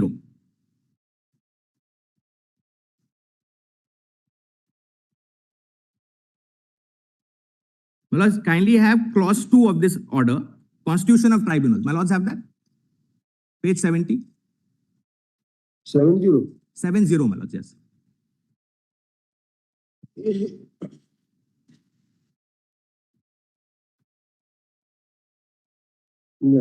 My lord, Justice Baki has it. Clause 2. The central government or the state government or the union territory administration or the district collector or the district magistrate may, by order, refer the question as to whether a person is not a foreigner within the meaning of the Foreigners Act to a tribunal to be constituted for the purpose for its opinion. So each of these authorities, namely the central government or the state government or a UT administration or a district collector or a district magistrate, can refer the question of even one person, whether he is a foreigner or not, to a foreigners tribunal. The foreigners tribunal, my lords, clause 2 and 3, your lordships will see. The tribunal shall consist of such number of persons having judicial experience as the central government may think fit to appoint. So central government appoints it. And 3 is where the tribunal consists of 2 or more members, one of them shall be appointed the chairman. So my lords, the question of who is not a citizen of India under the Foreigners Act is to be determined by a tribunal, namely the Foreigners Tribunal set up by the central government. And the procedure, my lords, next under that, your lordships will have page 70 only. Procedure for disposal of question. The tribunal shall serve on the person to whom the question relates a copy of the main grounds on which he is alleged to be a foreigner and give him a reasonable opportunity of making a representation and producing evidence in support of his case, and after considering such evidence as may be produced and after hearing such person as may desire to be heard, the tribunal shall submit its opinion to the officer or authority specified in this behalf in the order of reference. I am not reading the rest of it, but there are multiple clauses defining a detailed procedure for a hearing and determining. It's a quasi-judicial full-fledged proceeding. So the second question is, who determines? The Foreigners Tribunal. How? Rule 3, detailed procedure prescribed. Who is not a citizen of India? So this was the 46th Act. Now, earlier this year, in 2025, the Parliament has repealed this Act. It has brought in a new Act, the Immigration Act, which I have annexed, although nothing fundamentally changes. I'll just have to place it for the purpose of record. The scheme is the same in this respect. That, my lords, will have, it begins at page 3 of this compilation of mine. Immigration and Foreigners Act 2025.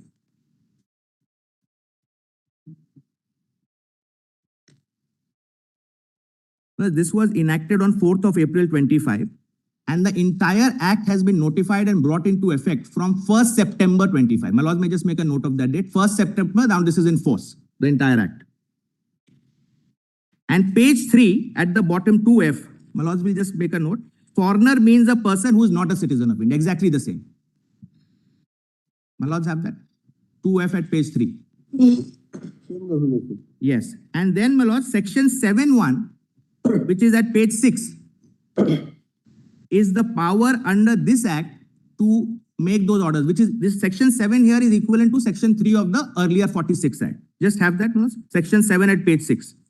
Power to issue orders, directions or instructions. The central government may by an order or direction or instruction make provisions either generally or with respect to all foreigners or with respect to any particular foreigner or any specified class or description of foreigner, prohibiting, regulating, or restricting the entry of foreigners into India or their departure therefrom or their presence or continued presence. This is the power pursuant to which on 1st September, they have issued a new foreigners order. Just before that, page 19, your lordships will have of this compilation. The earlier act is repealed, section 36. So the old Foreigners Act is repealed now. That's the standard repealing provision, section 36.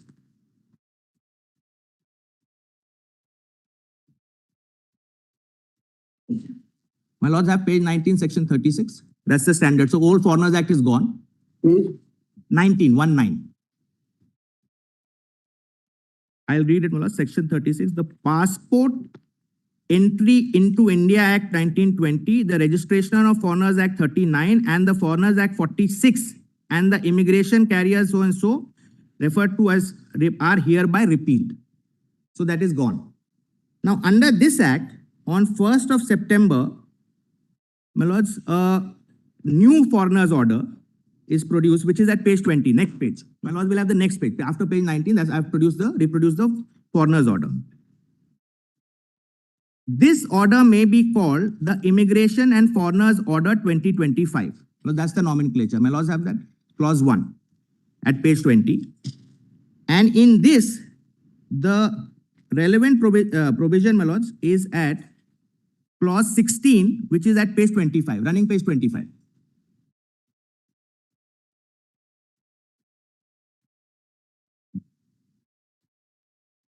Clause 16 at running page 25. Chapter 6 begins by saying foreigners tribunals. I'll read the clause. The central government or the state government or the UT or the district collector or the district magistrate may, by order, refer the question as to whether a person is or is not a foreigner within the meaning of the Act to a foreigners tribunal constituted for the purpose by the central government for its opinion. Broadly in the same terms, except, my lords, here it is clarified expressly in clause 1 itself that it has to be constituted by the central government. The earlier clause did not have that expressly, although it's implied in the scheme. That's the only difference. And, my lords, clause 4 and 5, your lordships will have the foreigner tribunal shall consist of maximum 3 members, judicial experience. This is important.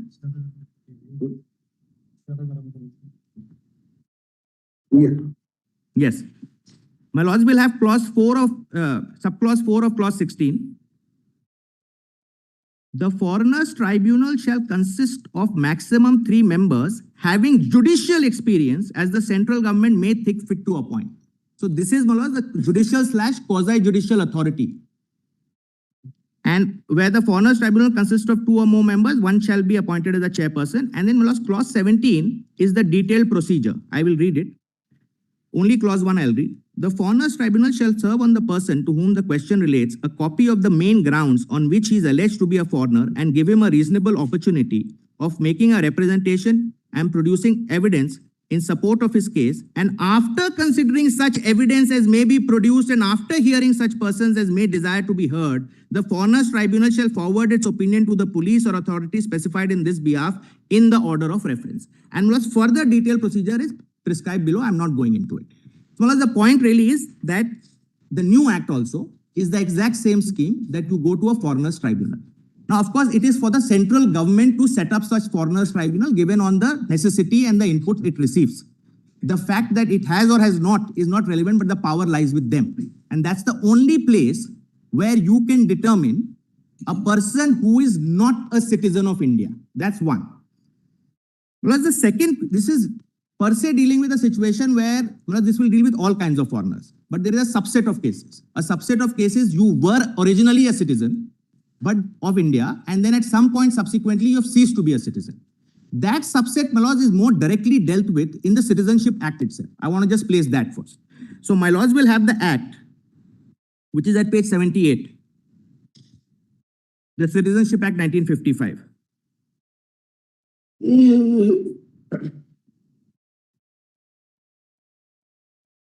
Well, this is there in the compilation. I have annexed it there. Page 78. My Lord the Chief Justice has page 78. 78. 78, my Lord. 78. Yes. Well, this is a Citizenship Act. Your Lordships will straight away come to page 94 for section 8 of this. Page 94. There are 3 ways in which a person who is a citizen of India can cease to be a citizen. Number 1 is renunciation. Number 2 is he acquires the citizenship of another country. And number 3 is a termination by the central government. There are 3 conditions, 3 situations which the Act envisages.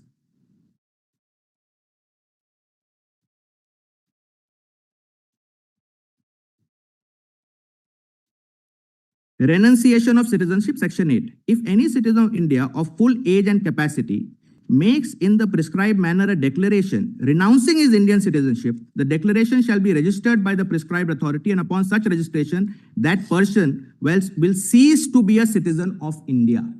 So this is a voluntary renunciation. I want to renunciate. From that date of renunciation, out you go. This is one of the most non-controversial form because the person himself is renouncing it. Now, my lords, will have section 9. Termination of citizenship. It is, the heading is slightly misleading because actually it's something slightly different. Termination of citizenship. Any citizen of India who by naturalization, registration or otherwise voluntarily acquires or has at any time between the 26 January 50 and commencement of this act voluntarily acquired the citizenship of another country shall upon acquisition or as the case may be such commencement cease to be a citizen of India. So when you acquire the citizenship, the day from which you acquire, automatically you cease to be a citizen. That is 9.1. 9.2 says, my lords, if any, this is important for the purpose of determination as to who, the who question. Who is the authority? If any question arises as to whether, when or how any citizen has acquired the citizenship of another country, it shall be determined by such authority in such manner and having regard to such rules of evidence as may be prescribed in this behalf. Because prescribed in this behalf, obviously by the central government, and central government has prescribed some rules. I'll take your lordship. So the point is that the central government will determine if I'm renouncing it, that I have renounced or not, if there's a dispute. That's not with the foreigners tribunal. That's with the central government. And my lords will have now section 10, deprivation of citizenship.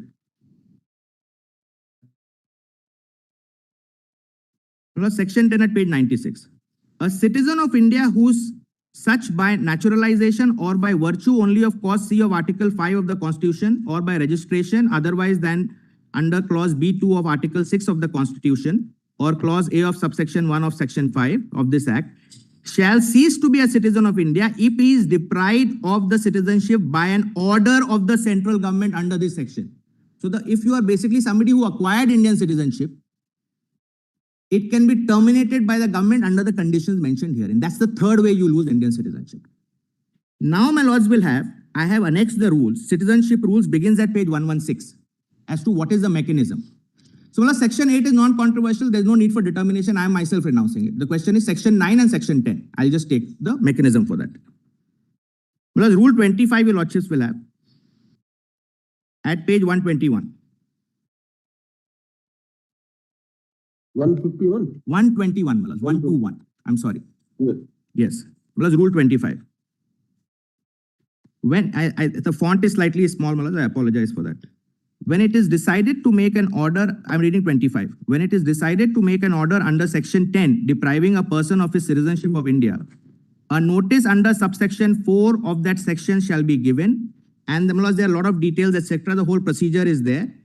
On receipt of the application under subsection 2, the central government shall refer the case to the committee for inquiry for its decision. So when it receives it for termination, deprivation, it has to appoint a committee. It will go to a committee.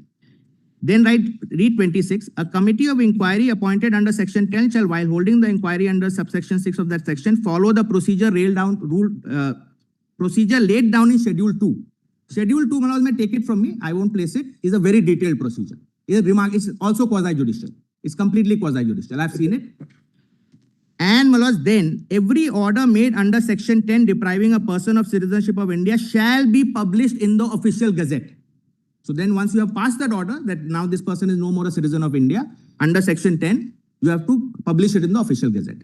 That is, Malas, the section 10 removal, which is order by the government. Now section 9, that is, Malas, to be found in rule 40. Kindly have page 123. Page 123. Rule 40, Malas, 40.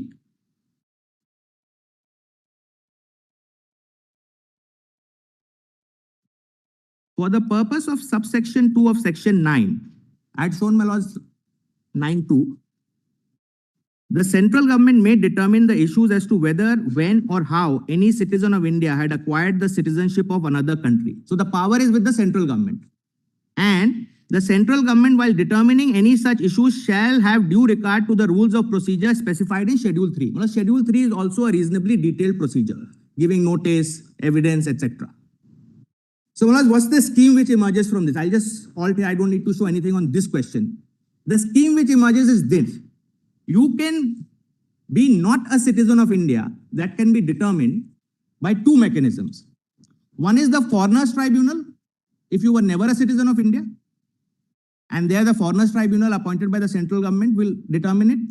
Second, it can be determined by the central government or a committee appointed by it if you were once a citizen of India but have ceased to become so. This procedure under this act is slightly different. Yes, Manoj. Here is someone, some foreigner who has come to the country, Yes.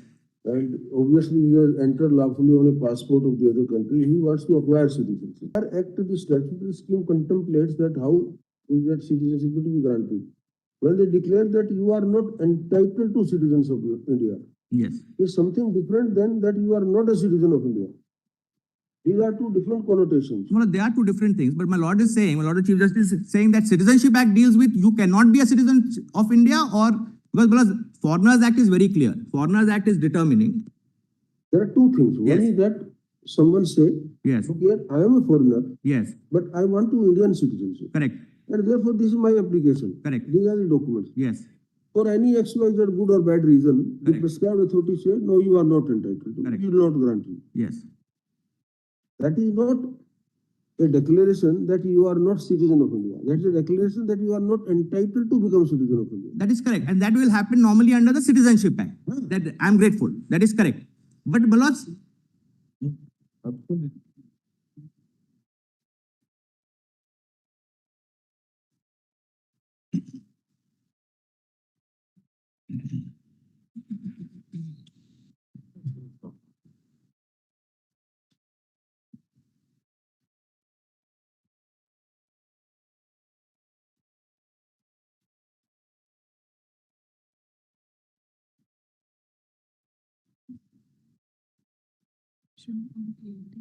declaration is not like Form 6. This is not declared. Central government.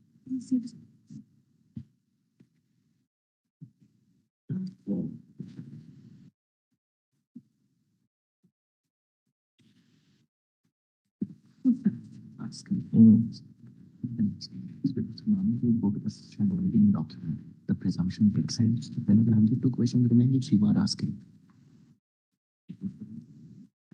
No.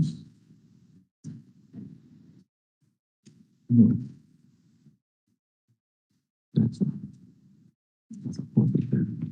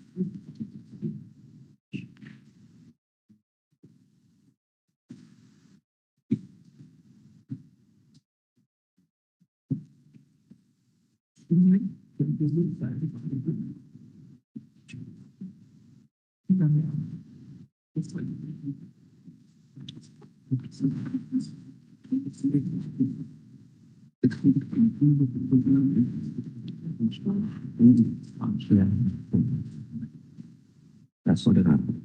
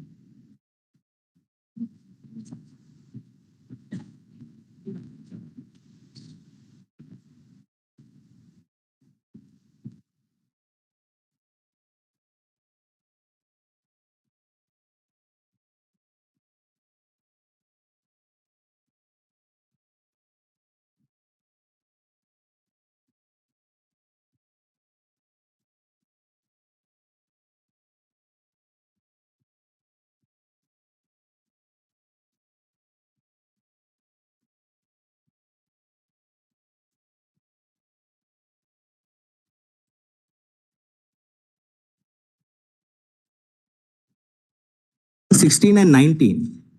For under section 16, I showed all the scheme for only one purpose. A person shall be disqualified for registration in an electoral roll if he is not a citizen of India. For that, the election commission will need either a order of the central government declaring that person not to be a citizen of India, or a foreigners tribunal order declaring that person not to be a citizen of India. Short of that, the election commission has no authority because there's no other power in the act which entitles, because this requires a determination. If he is not a citizen of India, somebody has to determine. That statutory scheme is. Yes. Mr. Parasat, will you agree that there is a distinction between determination and an inquiry? Will you say that the election commission is devoid of jurisdiction to do an inquiry with regard to doubtful citizenry or with regard to incorrect entries in the electoral roll and the status of a citizen? I'm extremely grateful for that question. So, the way I would frame it is, if it comes to the election commission's knowledge for any reason that this person may not be citizen of India, the correct procedure for them is then to refer that person to an existing foreigners tribunal. That's to write to the district magistrate. Point is well taken. Yes. That in the meantime, do not think the election commission has ever said that they have a right to declare someone as a citizen as much as they do not have a right to declare someone as a non-citizen. Correct. Like election commission never says Correct. that I have the right to declare A, B, C as a citizen. Yes. And include there. Neither do they say that I have the right to declare XYZ as non-citizen. Correct. But if there is some reasons to believe that there are inclusion of names in electoral rolls which may be of doubtful integrity so far as the status is concerned, will it be beyond the jurisdiction of the election commission, keeping in view its constitutional powers, statutory powers, to enter into an inquiry which is inquisitorial in nature? What you have seen in subsection 2 is more an inquiry which is non-inquisitorial, adjudicatory by giving a show cause, etc. But evidence collection inquiry. Please give us these documents so far as you are concerned, so that the inquiry is to satisfy the election commission with regard to the next possible steps. That is, if the inclusions appear to be highly dubious, to streamline and to make the electoral rolls more in sync with the statutory and constitutional scheme. That is power of superintendence, right? So, I'll answer that straight away. The way 16 and 19 is framed, once I show that I'm ordinary resident and above 18, if they have a doubt, they can make an inquiry, no difficulty. But what is the consequence of that inquiry? I get disqualified from being on the roll once I am declared I'm not a citizen of India. Unless that declaration comes, my respectful submission is election commission has no jurisdiction to prevent me from being on the roll or to knock me out. That's my respectful submission. So, you want to make an inquiry, please do by all means. Anyways, that has to eventually lead to your reference to a district magistrate if you're prima facie convinced that I'm not a citizen. That determination will happen there. Only after that 16(1) restriction kicks in and I can be knocked out. That's my respectful. That's the way, Malaz, we'll read the 16 and 9. Otherwise, Malaz, it was remarkably easy for the legislature to put the qualification of citizenship. That's why I began with that. Malaz, there's a very conscious choice in doing the reverse and not making citizenship a requirement. Although, Malaz, your lordships will see, 325 says has to be a citizen of India. That is what. But the statute says otherwise. We would read Article 325 as the bedrock on which Section 19 has been drafted. Correct. Therefore, Malaz, that 19, Malaz. Please consider, as you rightly said, Section 19 is being enacted at the time when election has taken place in 1950, right? So the citizenship provisions are not clearly delineated. The Constitution merely says that under Article 3. So in this situation, when Constitution says that he is a citizen of India, the law does not require to repeat the constitutional requirement. What the law repeats or law enjoins are the statutory requirements. No, may I answer like that? Article 325. What my lord is putting to me is there is some kind of a 325 No, ritual. we agree with you. These are all registration prerequisites, inclusion prerequisites. But to say that 19 does not refer to citizenship means that the law does not envisage citizenship as a parameter. Perhaps will be misreading it because it has to be read in the bedrock of Article 325, which makes citizenship the foundation of your right to vote. So I'll answer it like this. Your lordship is right. 325 is a bedrock, no difficulty. Yes. And to implement that bedrock, only section 16 and 19 have been enacted. To implement that bedrock, only section 16 and 19 have been enacted. Now, we would say that not to implement the bedrock, but the bedrock itself provides for further qualifications through legislations. And that is where section 19 comes in. Right of residence as well as age. Age has not been specified. Age is specified through the legislation, Representation of People's Act. What would be the age? Earlier it was 21, now it has been made 18, right? This is not a constitutional imperative, this is a statutory imperative. Citizenship is a constitutional imperative. Well, may I answer that? The way the statutory imperative implements the constitutional imperative is this, that the proof of proving that I am a citizen is limited to me proving residence and age. It is for you thereafter to show that I'm not a citizen. That's the scheme of 16 and 19. There is a constitutional imperative, my lord is right, and this is the way it's sought to be implemented by the Act. Otherwise, just... If you are saying that, Mr. Farasar, just look at a hypothetical situation. An illegal immigrant residing for long, will that give rise to a presumption of citizenship? Look at the situation. Yes. An illegal immigrant resides in India or any part of India for 10 years. Yes. Above 18. Yes. You said these two things are proved. So he should be be right to vote. Refer him to a foreigner's tribunal, have it adjudicated and That is removed. again, we agree with you on Yes. We need to look into those provisions as to how that these issues will be dealt with. But to say that citizenship is to be presumed whenever these two parameters are achieved, namely residence and age, will be perhaps incorrect. May I submit like this? There is no because this is far too important. Citizenship is independent of residence and age. It's a constitutional requirement in addition to the statutory requirements of Section 9. And Malaz, how is that constitutional requirement implemented in Section 16? Malaz, just to answer your lordship's question, that constitutional requirement, under Section 16, it was open to the legislature to say that he has to be a citizen of India to get on a roll. The legislature has very consciously done the reverse. That's why, Malaz, one bad case or some case of illegal immigrant getting the risk of that getting on the roll is, Malaz, far less, if I may say so with respect, my lords, than mass exclusion of genuine citizens. That's the balance which this act strikes. That's the balance which this act strikes, my lords. Mr. Parasar, there are two parts of the arguments which have been advanced to. Yes. One is the essential jurisdiction of the Election Commission. And another is the manner in which the jurisdiction is being exercised. There also, it must conform to the provision, to constitutional imperatives of fairness, reasonableness, etc. Right? When you say mass exclusion, when you say hastiness, when you say non-compliance with the rules under the statute, it does not really go into the fundamental constitutional power of superintendents. They are superintendents in a manner which may not be prescribed either under the constitutional touchstone of reasonableness in Article 14 or ultra-vires the statute and the rules, as has been argued that even 21(3) has to yield to Rule 4 to Rule 23 of the RP rules, right?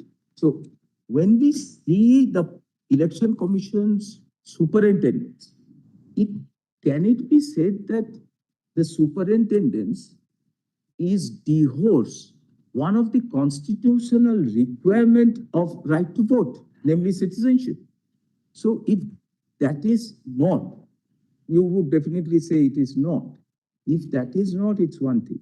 But if it is so, we understand what you are saying, that under the statutory schemes of the Citizenship Act, Foreigners Act, the Election Commission has not power to declare the person as a foreigner or a non-citizen. It can doubt it and refer it to the appropriate authorities. But the fact that it can doubt it inheres in itself the power to make an inquisitorial inquiry on that score, isn't it? Plus, inquisitorial inquiry for the purpose Why of... we are saying inquisitorial? Because if you see subsection 2 of section 16, correct, it is more a quasi-judicial exercise. That's right. Right. So I don't have a complaint, right, rule, form 7. I don't have a form 7. So I am inert. But here the Election Commission is not inert, at least in the policy that we are examining. Election Commission is proactive. It goes out of the way to formulate an intensive revision where it looks into documents.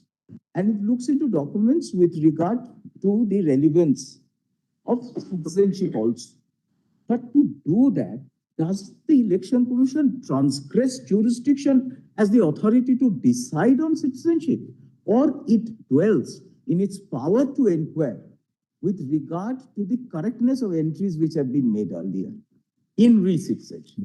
This is what we would like you to address. I'll try and address that. Malos, on what your lordship are saying is that if we were to locate, what my lord is putting to me is that if we were to locate that power of the Election Commission in 325, what prevents us from doing that? And then the consequent actions of that's the question which my lord is posing to me. Malos, I would say... You see 325? Yes. And you see 326? Yes. 326 speaks of adult franchise of citizens. And 325 speaks of superintendents of electoral roll. If you, as you said, it's a complete code.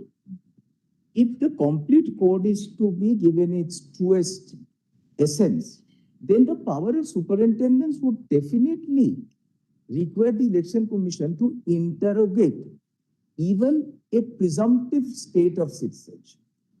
Because the presumptive state of citizenship is not a final state of citizenship. It's a presumptive state of citizenship. Taking your case at its... No, Malas, that's right. Actually enacted immediately after the Constitution by the very same body.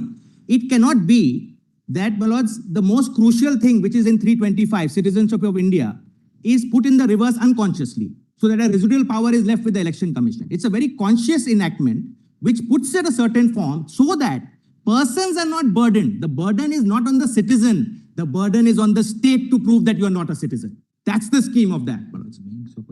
That's the scheme of that. And that's the way it's been. We are saying 16 is an adversarial situation. An adversarial situation, the burden exists. In an inquisitorial situation, there is no burden. There is an inquiry. an inquiry which is appointed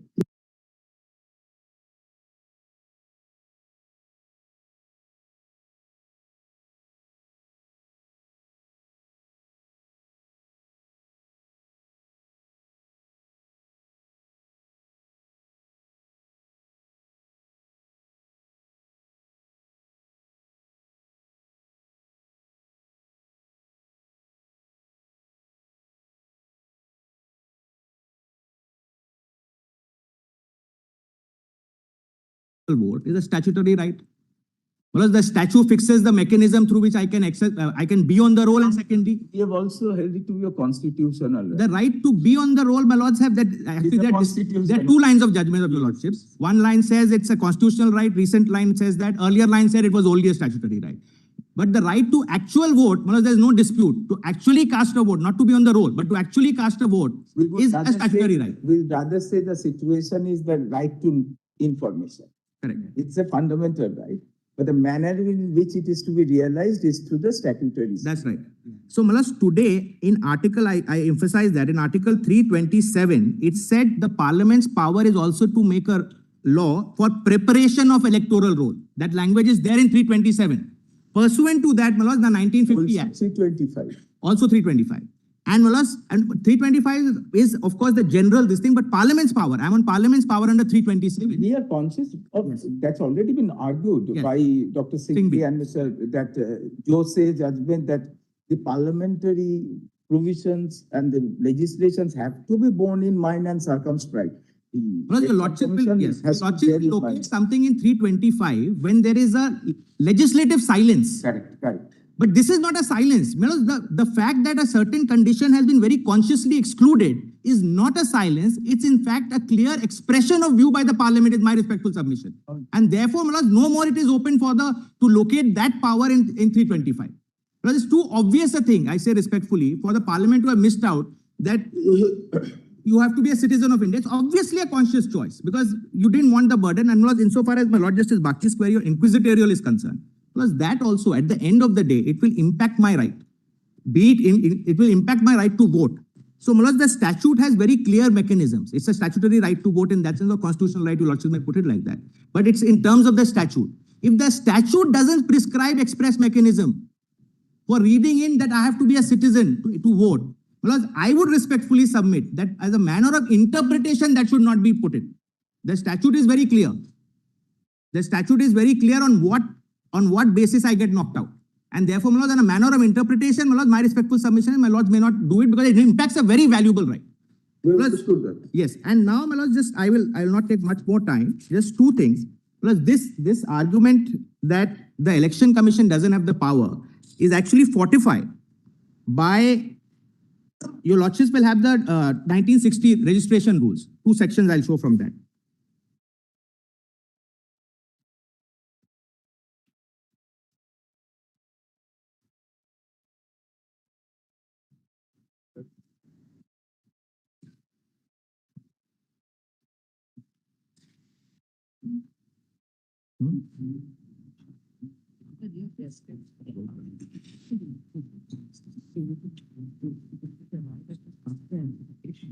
And because you think that there's presumption in at the savior of this thing, how can the presumption be invisible to ourselves? I don't know myself. I just said that they didn't have my rights, so it has to be respected. I'm just saying Okay. that there is presumption and so it's not all. We are adjudicated.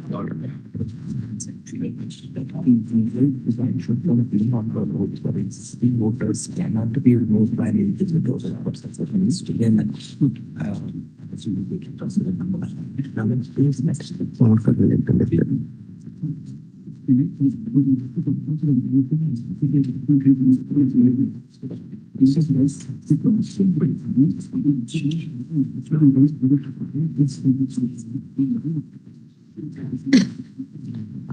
that's what happened.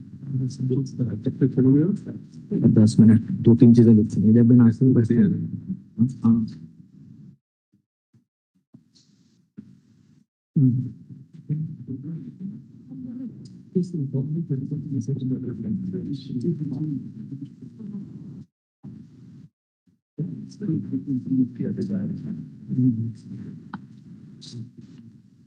Plus, we'll have Rule 8 of the registration rules.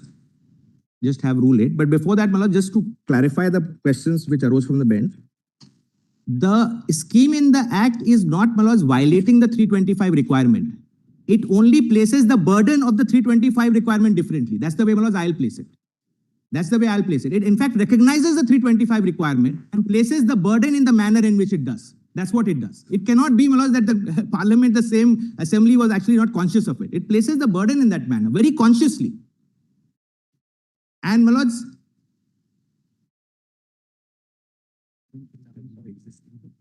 what I would say, just tying it up with the argument on Lal Babu Sen, if for existing voters there is a legal presumption, then that, Malad, respectfully cannot be undone by an inquisitorial process. It has to be a full-fledged process for existing voters. And that is actually, Malad, the broad line which Lal Babu Hussain also takes, that once you are on the list, there's a presumption. Then how do you knock out? A counter presumption cannot knock you out unless there is a full-fledged determination. That's the point. Now, Malad, with that, your lordships will have Rule 8. Kindly have Rule 8. Yes. Information to be supplied by occupants of dwelling house. This is the power of the, Malad, the officer on the ground. The registration officer, my Lord, the Chief Justice has Rule 8.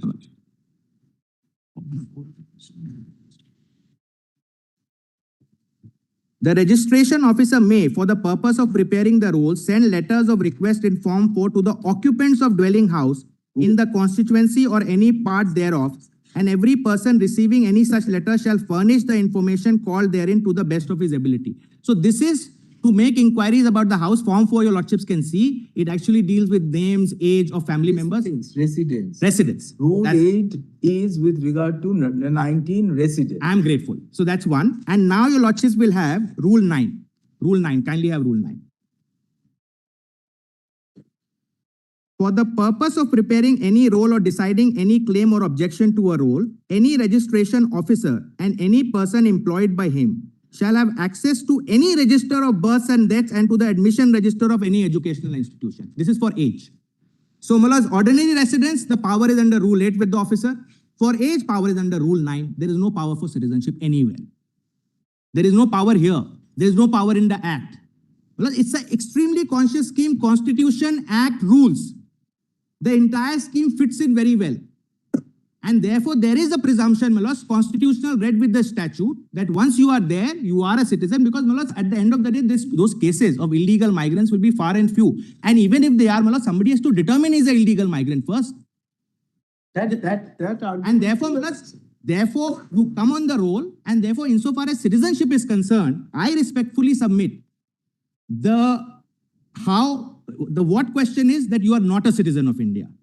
The who question is either the Foreigners Tribunal or the Government of India. And the how question is through either of the quasi-judicial mechanisms for Foreigners Tribunal or the detailed mechanism for the central government. They don't have a power anywhere, either explicit or implicit. Well, that's my respectful submission. Well, I conclude. I'm grateful. Anyone who wants to finish in 1 minute? Okay,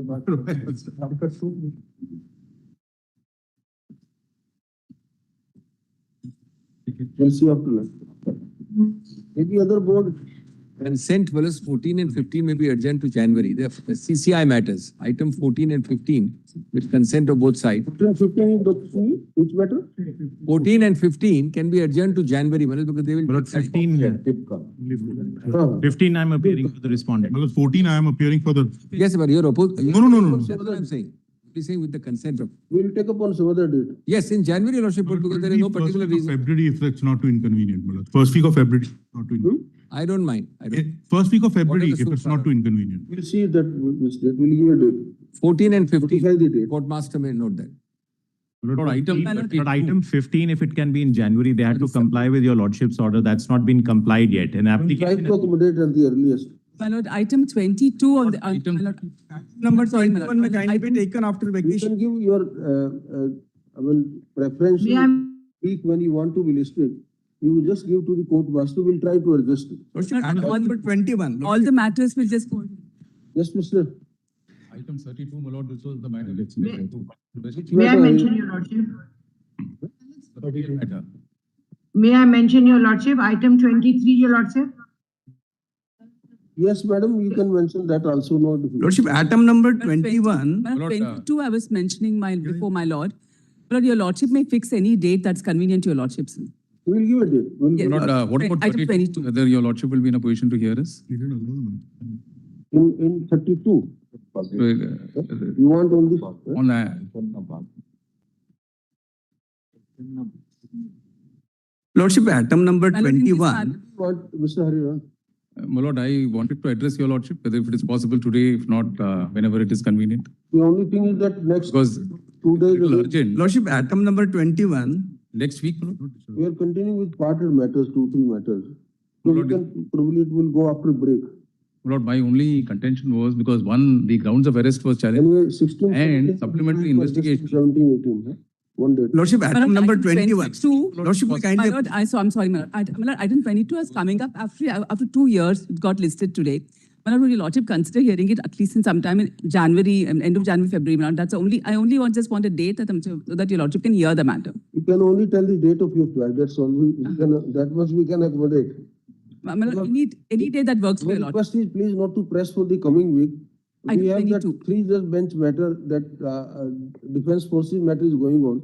Tomorrow we will try to conclude that. If not tomorrow, then day after we'll have to conclude that matter also. Lordship, item number My lord is 21. posting me next week. Next week we'll try on 16 or 17. I'm so great. Item. Alice, item 16, I had mentioned the matter in January anytime. The petitioner is a 80-year-old. January, I will write anyone asking for February My also. lord, may I mention item? Earliest I got it mentioned, it was item 19. Mr. Rajiv Jain, your. My lord, I was mentioning that matter only, item 40, in which Mr. Jain is here, my lord. That's the Supertake case. Your lordships had asked Noida to file its affidavit. They have filed an affidavit supporting registration. I'm only requesting my lords may have it post-lunch for 5 minutes, my lord, and your lordship may hear the main issue later. 5 minutes matter. There are some other directives also. You are only concentrating on registration My part. lord, Noida has filed an affidavit. Mr. Jain is here. But we are not concerned about only your relief. We are about others also. We have to consider their request also. There are other issues also in that matter. Mr. Jain, better we take up day after. I think. I mentioned Lordship, item. item number 21. Lordship, may kindly. Lordship, item number 21. Just Item 20 minute, listed along with item 15 minute. Day after, what is the position? Day after, I think me and my brother are. My lords, in item 40, Both of them, right? my lords, in item 40, can it be Monday, my lords, or next Tuesday? Yes, sorry, Sorry, is in 40, which was earlier. Got it. Okay, for the timing I am keeping open for the completion of this matter. Please. My lords, in item 40, Mr. Diwan has an. Day after, Mr. Jain. Lordship, item number 21. My lords, item 40, your lordships have indicated day after tomorrow. My lords, Mr. Diwan is not available. May I request for Monday or Tuesday if your lordships? Which I do. My lords, item 40. 40 is Item mentioned, 40. which Mr. Jain is Instead of office. day after tomorrow, can it be Monday or? Ma'am, item 16, Item 40, then, all right, then coming Monday. Monday. January. Lordship, item number 21. Lordship, item number 21. Lordship, I would like to. Matter on coming Monday then. Grateful, my lords. Grateful. Lordship, item number 21. Give to the court master. Lordship, item number. 19, my lords. Ma'am, all Monday. Court master, ma'am.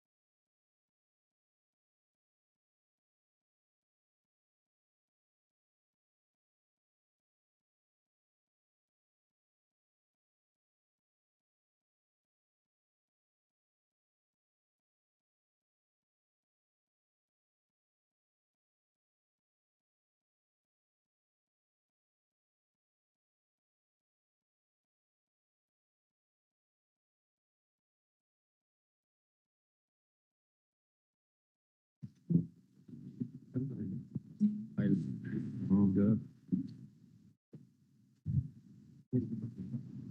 see.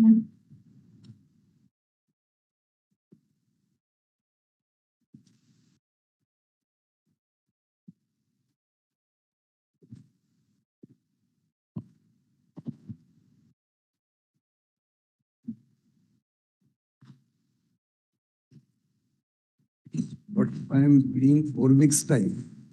I'm paying 4 weeks time to file my rejoinder in item number 21. Even you take the mic, we don't know what he's mentioning. Lordship, I'm paying 4 weeks time to file my rejoinder in item number 21. Lordship, the respondents have given no objection. We are asking who is stopping you from filing rejoinder?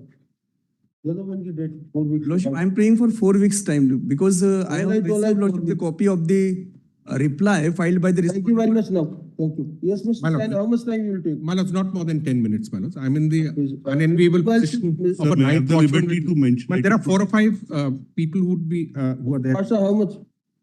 15 minutes. Why 15 minutes, right? And 10 minutes. Yeah, wind up 10 minutes. Yes. Madam Shahrukh. There's a list, my lords, which is already there. Bagi also. 5 advocates, a list is. Ms. Shakil is also on there.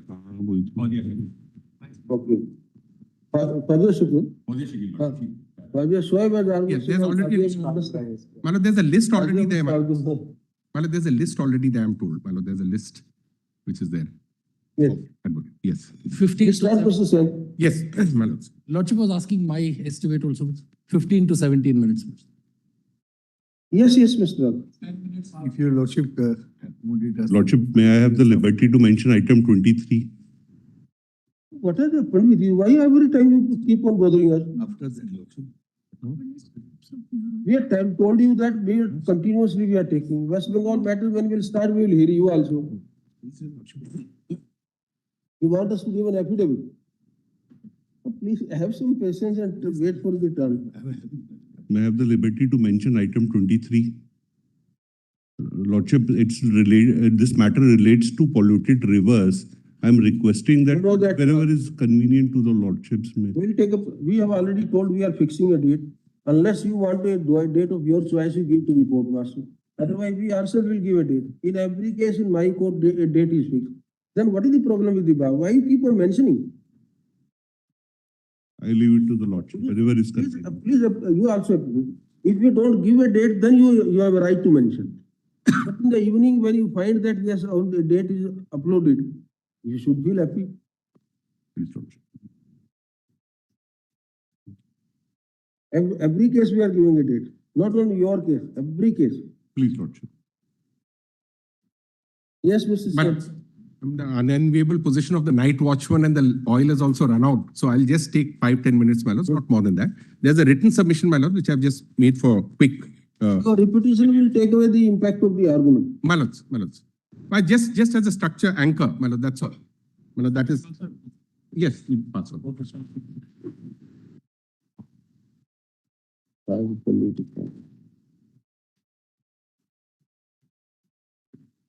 अभी फिर खड़े हो जाएंगे सारे बोलो.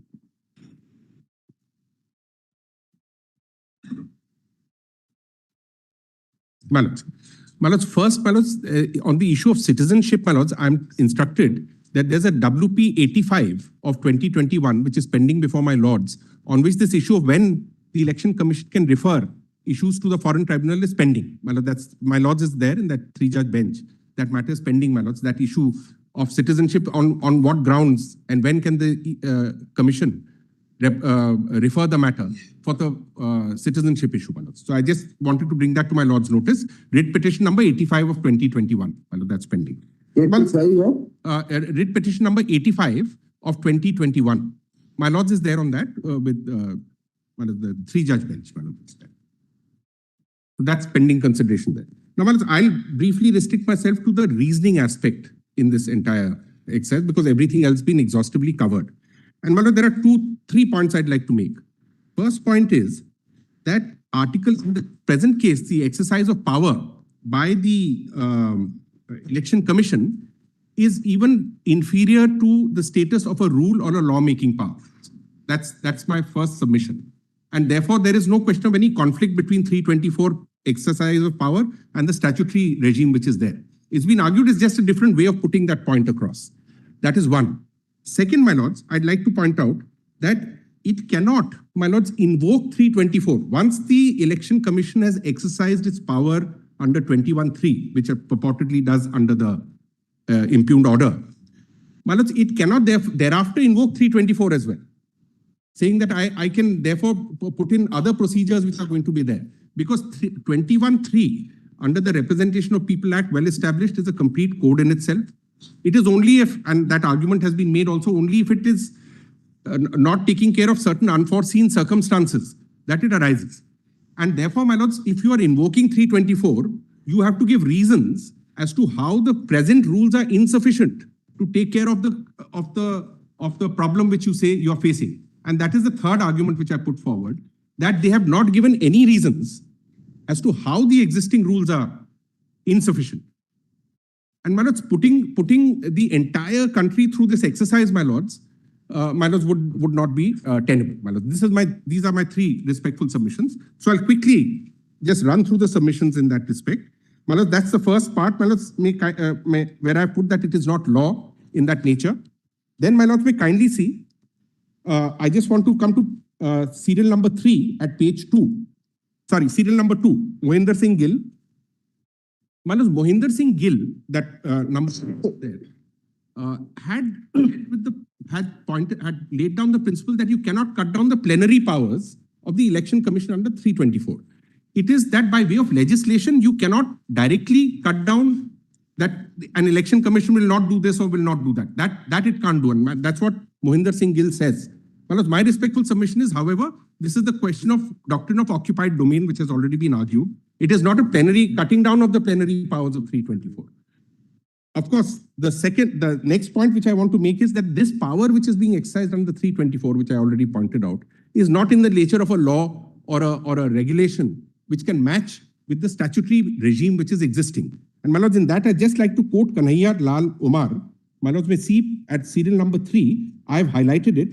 One has to remember that every norm which lays down a rule of conduct cannot possibly be elevated to the position of legislation or delegated legislation. There are some authorities or persons, some authorities or persons in certain gray areas who may be sources of rules of conduct and who at the same time cannot be equated to authorities or persons who can make law in the strict sense in which it is understood in jurisprudence. A direction may mean an order issued to a particular individual or a precept which may or may not have to be followed. This is in the context of the Election Commission, it was stated. Then my lords may kindly come to serial number 5 at page number 3. My lords may see that. I have just divided up into 3 parts. Issuing rules or order whether specific or general, subordinate rule-making power not rising to the level of law, adjudicating disputes such as symbols, orders, etc., quasi-judicial. This is the power under 324. Actions carried out under the Representation of People's Act and accompanying registration rules. Then my lords may kindly see, in that context, my lords, at point 7, I say you cannot simultaneously rely on both. Now, my lords may kindly come to point B, where I have pointed out that you cannot simultaneously rely on both, because once you have invoked 21(3), the statutory regime comes in. I have quoted the judgments there, which I have cited, my lords. You cannot bring yourself out of the statutory regime. My lord, that is all there, my lords. That in particular, AC Rose is there, and Digvijay Mote. Once my lords, at serial number 9, once a competent legislation is enacted as visualized in Article 327, Commission cannot shake itself free from the enacted prescriptions. Then, my lords may kindly see the reasons purportedly cited. My lord, the reasoning part I have divided into 2 parts. One is that, does it bear any nexus? What is the linkage between the objects which it seeks to achieve, which is that there has been large-scale migration, etc., which needs to be done. What is the object and what is the link with these particular rules or these forms being put forward to the electorate? There is no link with that. It doesn't really satisfy. There is no linkage which is pointed out and how it better satisfies. And the second part of the reasoning is that they have not given in their own order, not pointed out that the present rules are insufficient. My lords, in that respect, my lords may kindly see it, serial number 11, that it's a mandatory requirement, which if once you say 21(3), it is mandatory. And that Hari Prasad case I have quoted there at the footnote. Then my lords may kindly come to serial number 13, Bombay case I've quoted, standards of administrative law which will apply. So, my lords, the EC will be put to the same standards of scrutiny, judicial scrutiny, which is there in administrative law. I won't labor on the other cases which are cited there, my lords. I've put that out. Then, my lords, may kindly come to the last part, serial number D at page 8. If it is accepted that the RPA electoral rules and Article 324 can be applied simultaneously, suppose we have two of you, then you have to give a reason as to why you want to deviate from the rules or how the rules are not covering the thing. And my lord, that I don't, again, Digvijay Mote, I've quoted, my lords, I don't want to say. In serial number 22, I just want to highlight serial number 22, because they are talking about residents, that people are migrating around a lot, my lord, there is this thing. In that, residence is a complex issue. And I've cited Kuldeep Nayyar case where it was held. Residence is a concept that may be transitory even when qualified by the word ordinarily. The word resident would not result in a construction having the effect of a requirement of a person using a particular place for dwelling always or on permanent interrupted basis. Thus understood, even a requirement of a person being ordinarily resident at a particular place is incapable of ensuring nexus between him and the place in question. So if residence is the heart of this exercise, how does just giving a pre-enumerated form, because there you have to do a proper exercise which has to be done. Residence is not an easy, simple thing of like an identity. You have to do a far more detailed inquiry. How does this procedure which they are trying to bring about, which was described by one of the arguing persons as a truncated form of this thing, going to assist in this process? So there's no link between what they want to achieve and the procedure which they are putting forward. Then finally, my lords, I have put forward the argument of legitimate expectation, my lord, that it's an alternative argument that if for whatever has been the practice throughout, there's a statutory prescription which is there, that has to be followed. And in Lal Babu Hussain, my lords, I'm quoting because it had similar resonance of what is happening here. My lords, may see serial number 24 at page 10. My lords, I have quoted that, except the document stated in the notices, no other proof, documentary or otherwise, was entertained. The fact that the addressees were by and large uneducated and belonged to the working class, particularly those who lived in Juggi Jopis, was overlooked. Perhaps the instructions issued from time to time by the Office of the Election Commission created an atmosphere which gave wrong signals that the verification had to be completed within the time frame, failing which they would incur the displeasure of the Election Commission, exposing them to disciplinary action. This is evident from the fact that the police refused to accept any other document and prepared stereotype reports which betray non-application of mind, and the electoral registration officers abdicated their functions and merely superadded their seals to such report. This notwithstanding the fact that these were person voters in previous elections, and hence it would ordinarily appear that their cases were verified before their names were entered in the electoral rolls. That is because it may be presumed that the official acts performed under the Act of 1950 or 60 were regularly done. Their names were already on the rolls and they were sought to be removed by undertaking a special division, whether intensive or otherwise, my lords. So, my lords, that similar kind of a resonance which is here, the similarities, my lords, I pointed out in 25, the haste and aggressiveness exhibited by the EC has created an atmosphere of tension and uncertainty. There have been numerous reports of block level officers suffering from distress, etc. Uncertainty for refugees who validly entered the country. Then, my lords, part 2, individuals who have suffered from poorer backgrounds, my lords, and then the presumption part.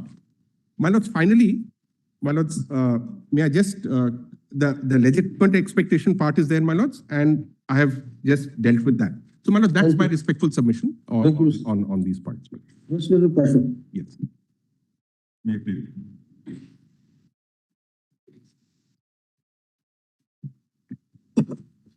My lord, I'll just hand over a copy of my written submission. Whatever I'm relying upon, Lordship, I've just extracted in this so that it's easier for reference. Except, Lordship, Lal Babu Hussain, one paragraph, and the SIR order itself, where I refer to, I'll refer from. Lal Babu has been sufficiently cited. Lordship, just one paragraph, and then I'll read it out without going into it too much. Lordship, first, if I can request my lords to come to the counter affidavit that has been filed by the state, because there's something I wish to point out on what is it that the Election Commission is claiming by way of power to adjudicate on questions of citizenship. Lordship, on whether an inquiry or a determination is in question was itself from my Lord Justice Bagchi. And what is it that the Election Commission is claiming to do? So I wish to read out some paragraphs from the counter affidavit to point out first, what is it that they claim to do? Lordship may have the counter affidavit. I'm reading paragraph 93. of the counter affidavit filed by the Election Commission, which is on page 59 of their counter. Yes. Lordship has that paragraph 93 at page 59 of the counter affidavit of the Election Commission. You can start reading. Lordship, the paragraph starts with that on a perusal of the above. That on a perusal of the above provisions, it is apparent that the contention of the petitioners are facially invalid. Section 9 of the Citizenship Act speaks of termination of citizenship only in case of voluntary acquisition of citizenship of a foreign state, and vests the power in the central government to decide any question which arises as regards when or how any citizen of India has acquired citizenship of another country. It is only for this limited purpose that the exclusive jurisdiction has been vested in the central government, to the exclusion of all other authorities. All other aspects related to citizenship can be inquired into by other relevant authorities for their purpose, including those who are constitutionally obligated to do so, that is ECI. So they are saying that only for this limited purpose, the power lies solely with the central government. Otherwise, the power to go into question of citizenship is with other authorities, such as the ECI. That is their stated case. Lordship, then they cite Sarbananda Sonowal, which Lordship knows is that judgment where provisions of the Foreigners Tribunal and the IMDT Act were under challenge. So they cite that because the court in the judgment cited say that not only the central government, but also a civil court can go into a question of citizenship. Those are the judgments which are cited in at page 60 and 61. Lordship just will see that the provision very clearly says the judgments of my lord that are cited. The paragraph I read was at page 59, and now I'm at page 60.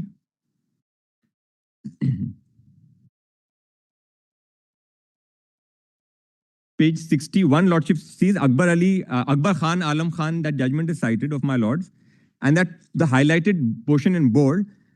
The only question, however, whether a civil court is prevented by 9(2) of the Citizenship Act from determining is a question whether a citizen of India has acquired citizenship of another country or when he is acquired. The civil courts are not prevented by this provision from determining other questions as to nationality. Similarly, Lordship, the next judgment which is cited, State of AP versus Abdul Qadir, which says the question whether a person is an Indian citizen or a foreigner is distinct from the question whether a person having once been a citizen has renounced his citizenship and acquired a foreign nationality, is not one which is within the exclusive jurisdiction of the central government to decide. The next paragraph, which is not highlighted, the courts can decide it, and therefore the learned magistrate could have done so. So judgments where my lords have said that civil courts can go into question of citizenship are being cited to say we also have the power to go into question of citizenship. So their case, Lordship, is that they have the power to go into question of citizenship in this exercise. Lordship, I'm reading now paragraph 96 at page 64. The second half of the paragraph, sentence starting in the absence of a specific exclusion. Para 96 and page 64.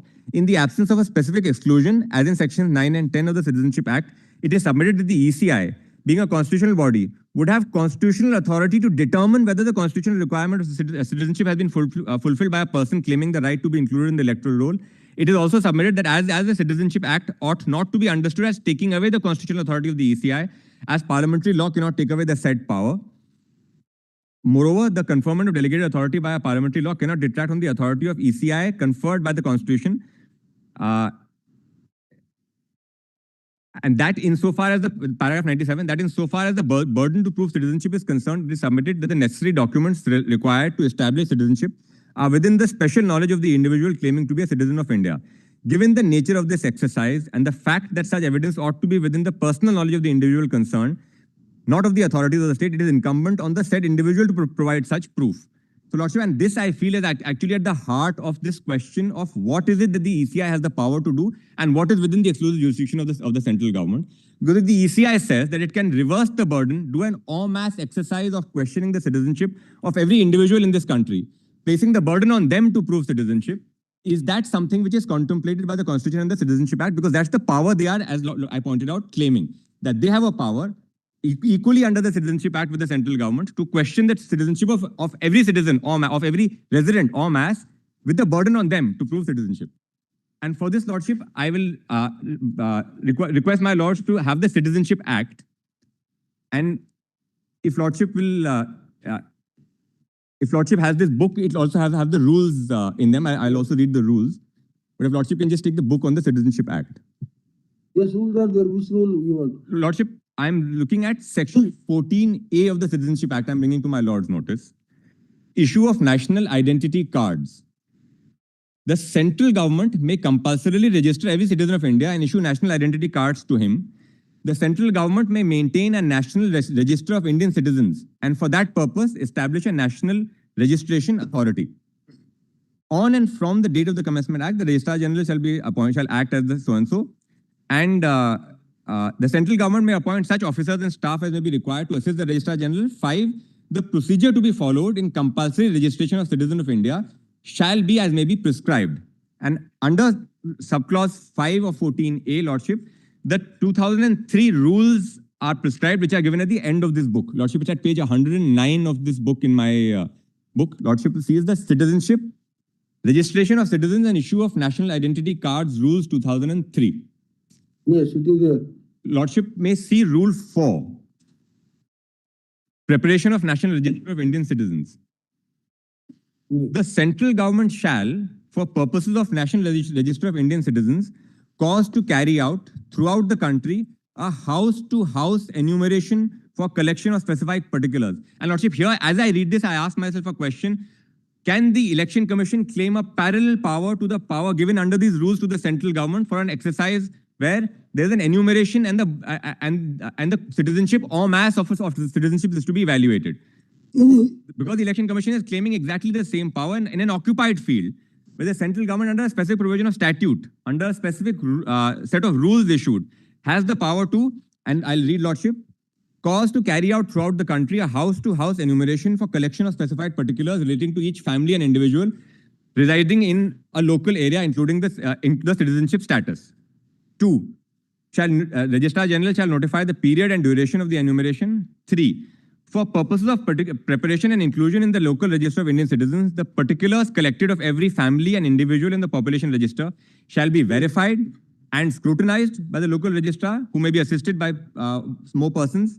Number 4, during the verification process, particulars of such individuals whose citizenship is doubtful shall be entered in the local register with appropriate remarks in the population register for further inquiry, and in case of doubtful citizenship, the individual or the family shall be informed in a specified pro forma immediately after the verification process is over. 5, every person or family specified shall be given an opportunity of being heard.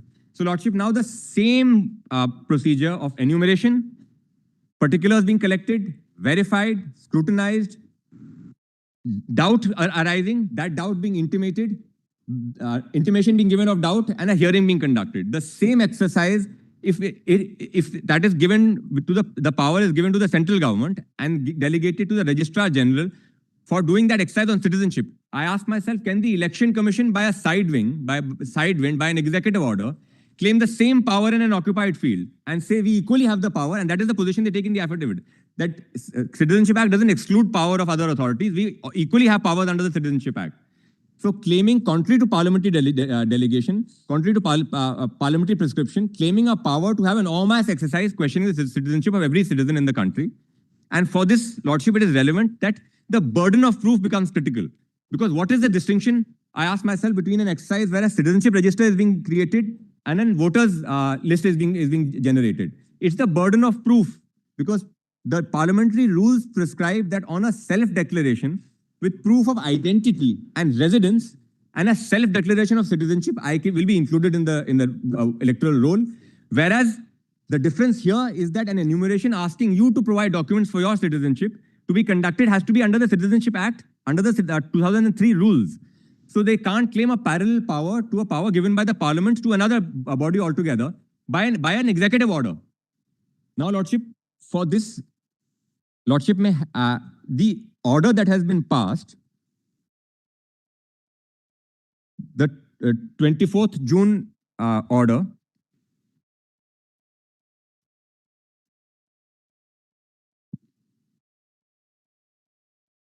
Lordship, that is volume 4A, the order itself, the guidelines, annexure B. Part 2, volume 4A. You can read out. Lordship, please. 357. Page 357, I am reading at page 361. I'm reading the guidelines, Lordship, which is at Annexure B of the 24th June order.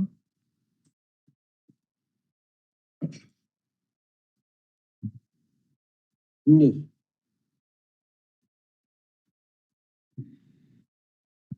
We also do part 1, Your Lordship. Apparently, the SIR order has been split in the volumes into two. 357. I am referring to, Lordship, the guidelines which are at Annexure B to the 24th June order.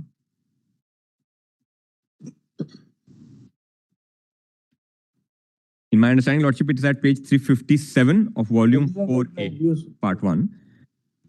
Annexure B, Lordship, it should be at page 361. Which rule you want to? I am number 5 in Annexure B, number 5, period of claims and objections. B in 5.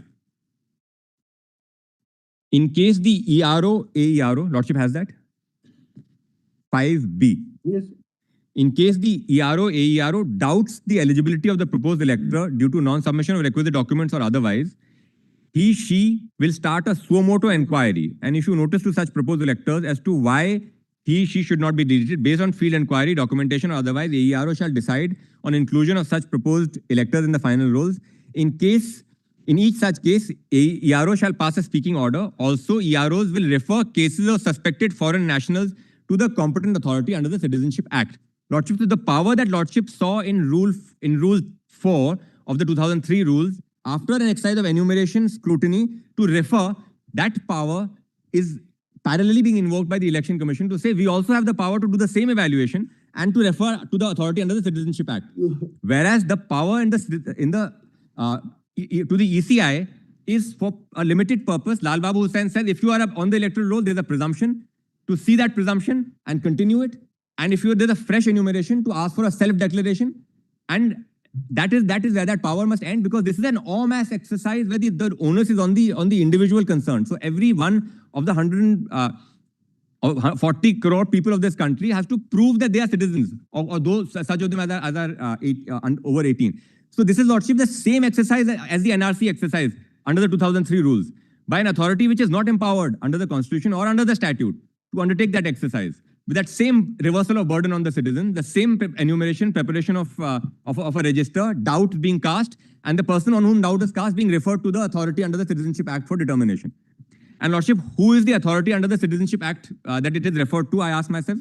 Lordship, under the Foreigners Act, and Mr. Farasat placed that in his compilation. I have also, Lordship, just annexed the Act itself in this compilation. So if Lordship has that for ease for reference, it's there in my compilation at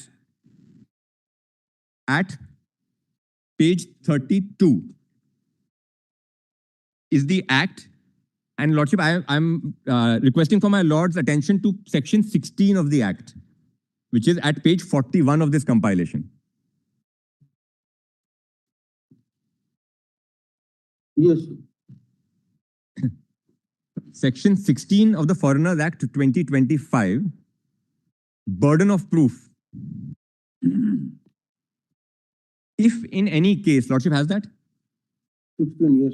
16. If in any case not falling under section 15, any question arises with reference to the Act or rules made or order or direction thereunder, whether any person is or is not a foreigner or a particular class of a particular class or description, the onus of proving that such person is not a foreigner or is not a foreigner of such particular class or description, as the case may be, shall, notwithstanding anything contained in the Bharatiya Sakshi Adhiniyam, lie upon such persons. So the reversal of burden is for a foreigner once there is some kind of prima facie evidence that you are a foreigner, either pursuant to an exercise conducted under the Citizenship Act, that some doubt has arisen that you are a foreigner. And when that doubt arises, and because it starts with any question arises, so a prima facie question must arise as to your citizenship, and then the burden is reversed, versus an SIR exercise where an authority which is not an authority under these statutes is reversing the burden for the entire citizenship of this country that is over 18 to say, you now prove to me that you are a citizen of this country. That kind of a reversed burden nationwide exercise is not contemplated by virtue of a sidewind or by an executive order, is not contemplated under 324, 325 of the Constitution. Lordship, because that is an occupied field, it's usurpation of a power of authorities given where that power is given by Parliament for this specific purpose. Lordship may now have section 33 of this act at page 49. Power to exempt. Power to exempt. The central government may, by orders published in the official gazette, declare that any or all or any of the provisions of this act or any order or rule made thereunder shall not apply or shall apply with such exceptions or modifications as may be specified in relation to any citizen or class of citizens or any individual foreigner or class or description of foreigner. Why this is relevant, Lordship, is because just the timing that I wish to point out, Lordship, on the 30th of August, 2025, the draft electoral roll is published in Bihar. On the 1st of September, a new Foreigners Act is enacted, where action can be taken against anybody who is found to be or suspected to be a foreigner, and the central government may exempt such class of persons as it wishes. Now, Lordship, I wish to draw my Lord's attention to the Foreigners Order, which is issued on the same day, 1st of September 2025, immediately after publication of the draft rule, which is at page 51. So a nationwide exercise being carried out by the Election Commission, where everybody has to prove their citizenship to the Election Commission. They are questioning en masse the citizenship of everybody. Whoever the ECI decides that doubt has arisen as to their citizenship, action can be taken under this statute.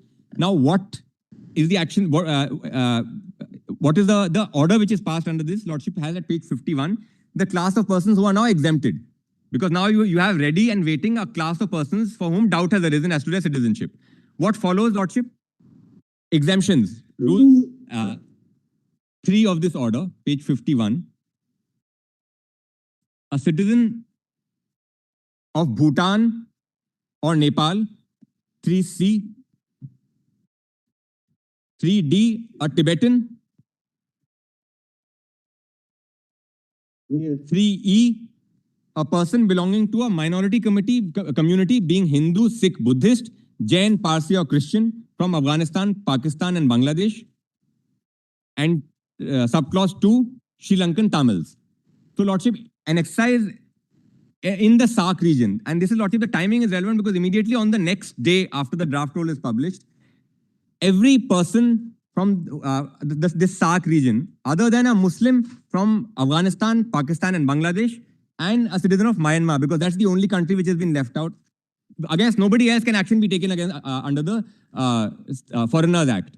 So, Lordship, an exercise which is being concluded to question the citizenship of all persons and cast doubt, whereas on the next day itself, just in terms of timing, and this is, I feel, Lordship, this is telling, an order is passed whereby everybody else is saved from an exercise questioning from any action taken under the Foreigners Act, except for persons who satisfy these tests. And, Lordship, for E, persons from a minority community without valid documentation. So it's not as if a person's citizenship is questioned saying you are a person so-and-so, a Hindu or a Sikh or a Buddhist from Afghanistan or Pakistan, they have to produce a passport of that country. That's not the case. It's without documentation. Therefore, only a Muslim who is from or prima facie appears to be from these countries, that is an Urdu-speaking or a Muslim or a Bengali-speaking Muslim or a citizen of Myanmar, because that country has given no exemptions. Only action can be taken against them. And just in terms of the chronology, because the chronology is something that the other side always insists on, this is happening in tandem with the SIR. So therefore, Lordship, the question we must ask ourselves is, seen in conjunction, what is the nature of this exercise? The same compilation of a National Register of Citizens is the NRC, which is to be conducted as and when the central government notifies. And there is a CAA which is pending a challenge before my Lords in a separate bench, where my Lords has to decide the constitutional validity of deciding citizenship differently for foreigners based on their religious affiliation. Those are questions which are sub judice there. But now a new act, along with the SIR, where the SIR seems to be the same power as is exercised by the central government under the NRC rules, and the safety net for persons simultaneously created. 20 minutes. Lordship, now just my last point, Lordship, this point is done. Lordship, is of the 2003 cutoff, and this is a point, Lordship, I'll just go through briefly because I dealt with there in my opening submission at the preliminary stage. That is, Lordship, the 2000 and 3 electoral roll has no existence or basis in law, and that's an arbitrary classification, particularly because of the definition of electoral roll that appears in the rules. This has been argued in detail by Dr. Singh. Lordship, please. And so, Lordship, because the definition of electoral roll says the electoral roll as compiled most recently is the electoral roll for purposes of the 1960 rules. So if that is the rule, Lordship, and that is the electoral roll, the 2003 or the 1986 or the 1975 or any arbitrarily picked year, the rules have no further existence in law, and the Election Commission cannot arbitrarily pinpoint any rule that of its own choosing to say this is the rule we will go back to. And Lordship, the reason for selection of 2003, which was ostensibly been stated, is that it is pursuant to an intensive exercise, whereas thereafter there has been no intensive exercise. And for that, Lordship, I had pointed out that an exercise is not less or more intensive per each citizen. That is, if I have entered the electoral roll after 2003, it's not as if because it's a summary revision, therefore I have been summarily included and it's a prima facie evaluation. That's not the difference between a summary and an intensive exercise. An exercise is equally intensive or not qua an individual, because the same rules of scrutiny apply for an intensive and a summary revision qua each individual voter. It is intensive qua the entire state, the constituency. Therefore, just because my inclusion in the electoral roll is pursuant to a subsequent exercise or a summary revision doesn't mean that it is subject to a less intensive scrutiny under the rules. And for this, Lordship,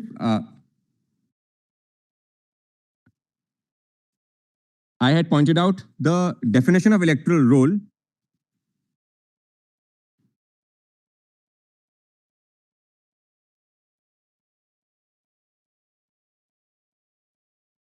in Rule 22 of the 1960 rules, which says final publication of rule that applies to all forms of revision, summary or intensive. On such publication, the roll, together with the list of amendments to the electoral roll, shall be the electoral roll of the constituency. So there is only one electoral roll. You can't hark back to an earlier roll based on an attempt to say that it is more intensive, because qua me, as the person who now is not given the benefit of that prima facie inclusion or that prima facie benefit of Lal Babu Hussain, as I'm someone not given that benefit, I have a right under Lal Babu Hussain to a presumption of constitutionality, which is being denied to me, saying it is less intensive qua. And that is not the case, because each of those rigors of the earlier rules 8 to 22 apply for each revision, not just to an intensive revision. And Lordship, my last point. This was one last year. The earlier one was the last. Lordship, I just wish to point out page 29 of my submissions. Yes. There's a translated copy at page 30. The notice which was given to 3.66 lakh persons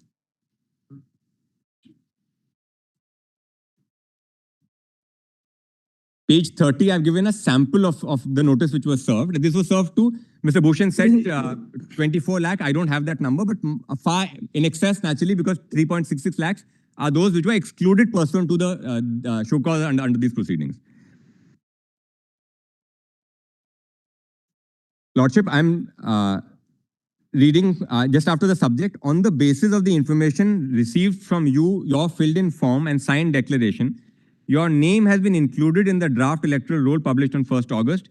It appears that the details supplied by you contain certain deficiencies, inconsistencies, due to which your eligibility, right to be included as a voter of this assembly constituency is under doubt.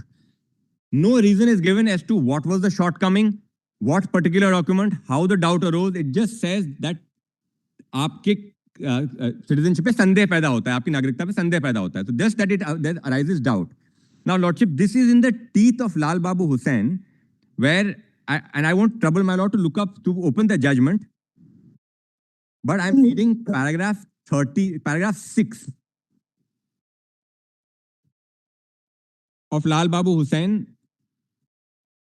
the end of paragraph 6, where it says, it goes without saying that the person concerned whose name is borne on the rolls and is entitled to be removed must be informed why a suspicion has arisen with regard to his status of citizenship. Therefore, till the show cause proceeding, till I reach the date, appointed time, venue, for my show cause. I have no idea as to why doubt has arisen as to my citizenship, because that's not included in my notice, which is not what Lal Babu Hussain contemplates.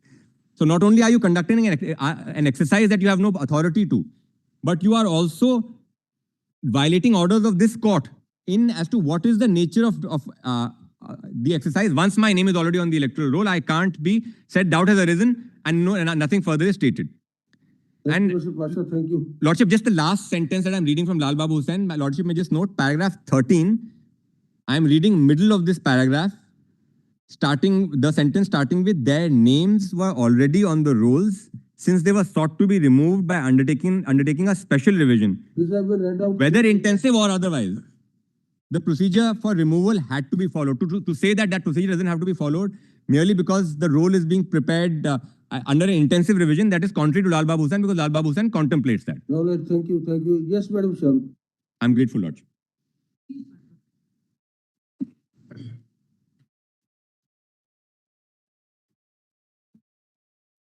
Madam, most good arguments have been made, and by better counsel than myself. But I only wish to respond to a question that had fallen from my Lord Justice Bagchi. If my lords will just have the act, and the question pertained to section 21(3), and what had fallen from my Lord Justice Bagchi was, how do we read in section 21(3), how do we read in such manner as it may think fit? How wide a connotation should we give to in such manner as it may think fit? I would just attempt a response to that, my lords.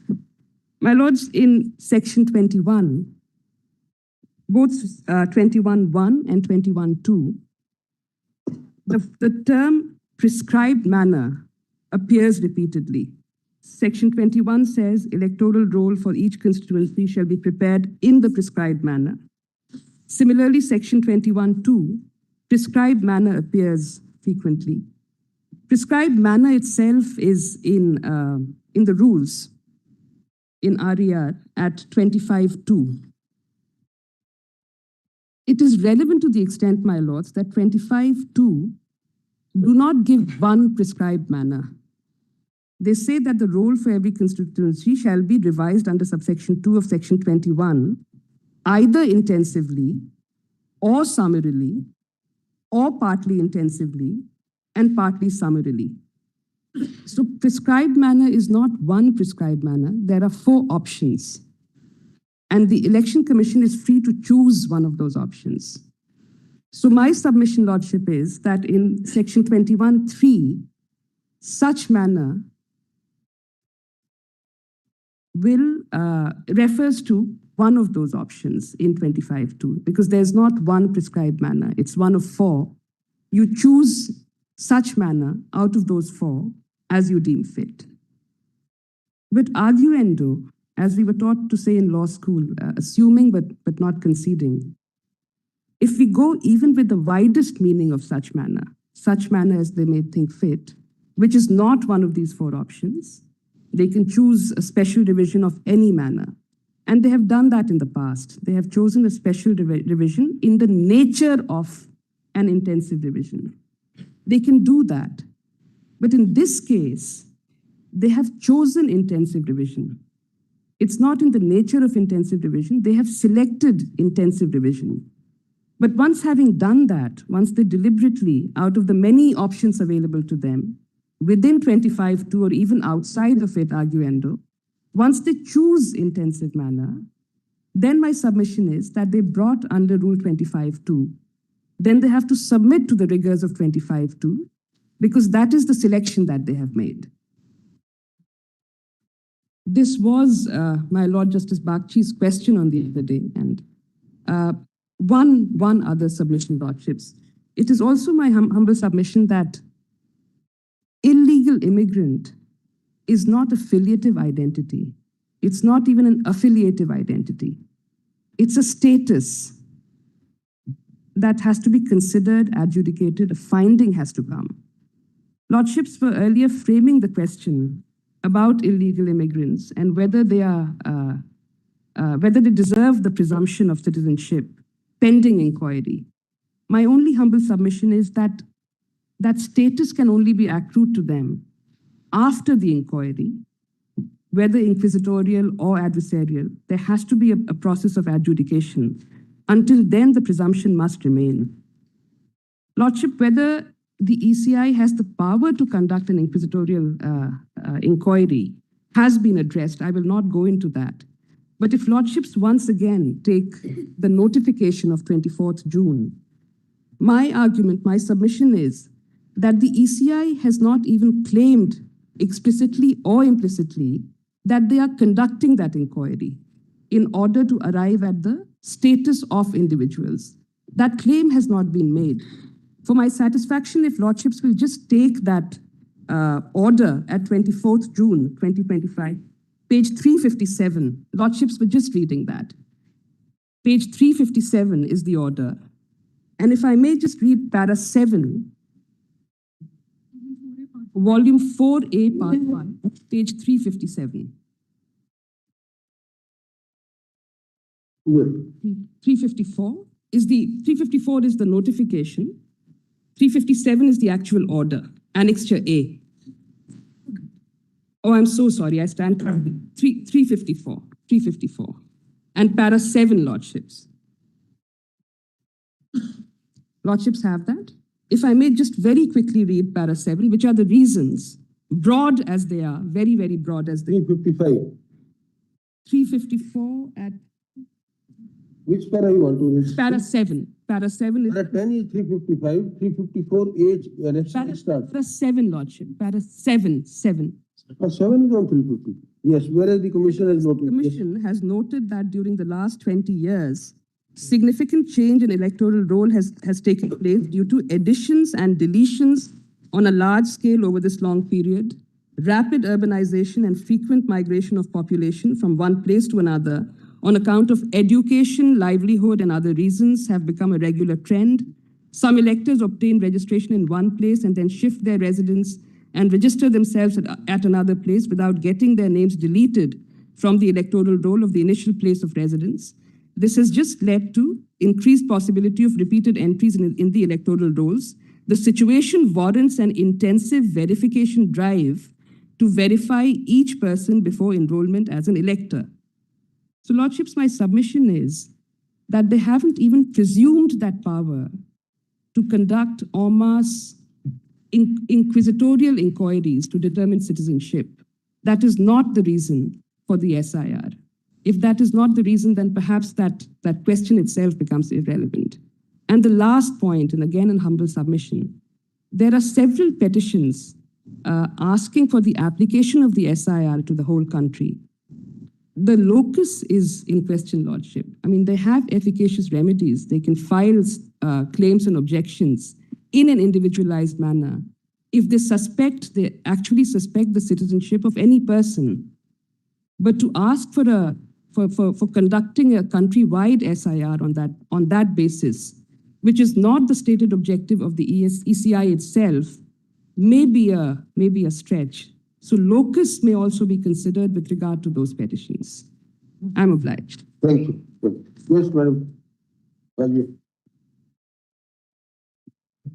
Look, these are my revised submissions.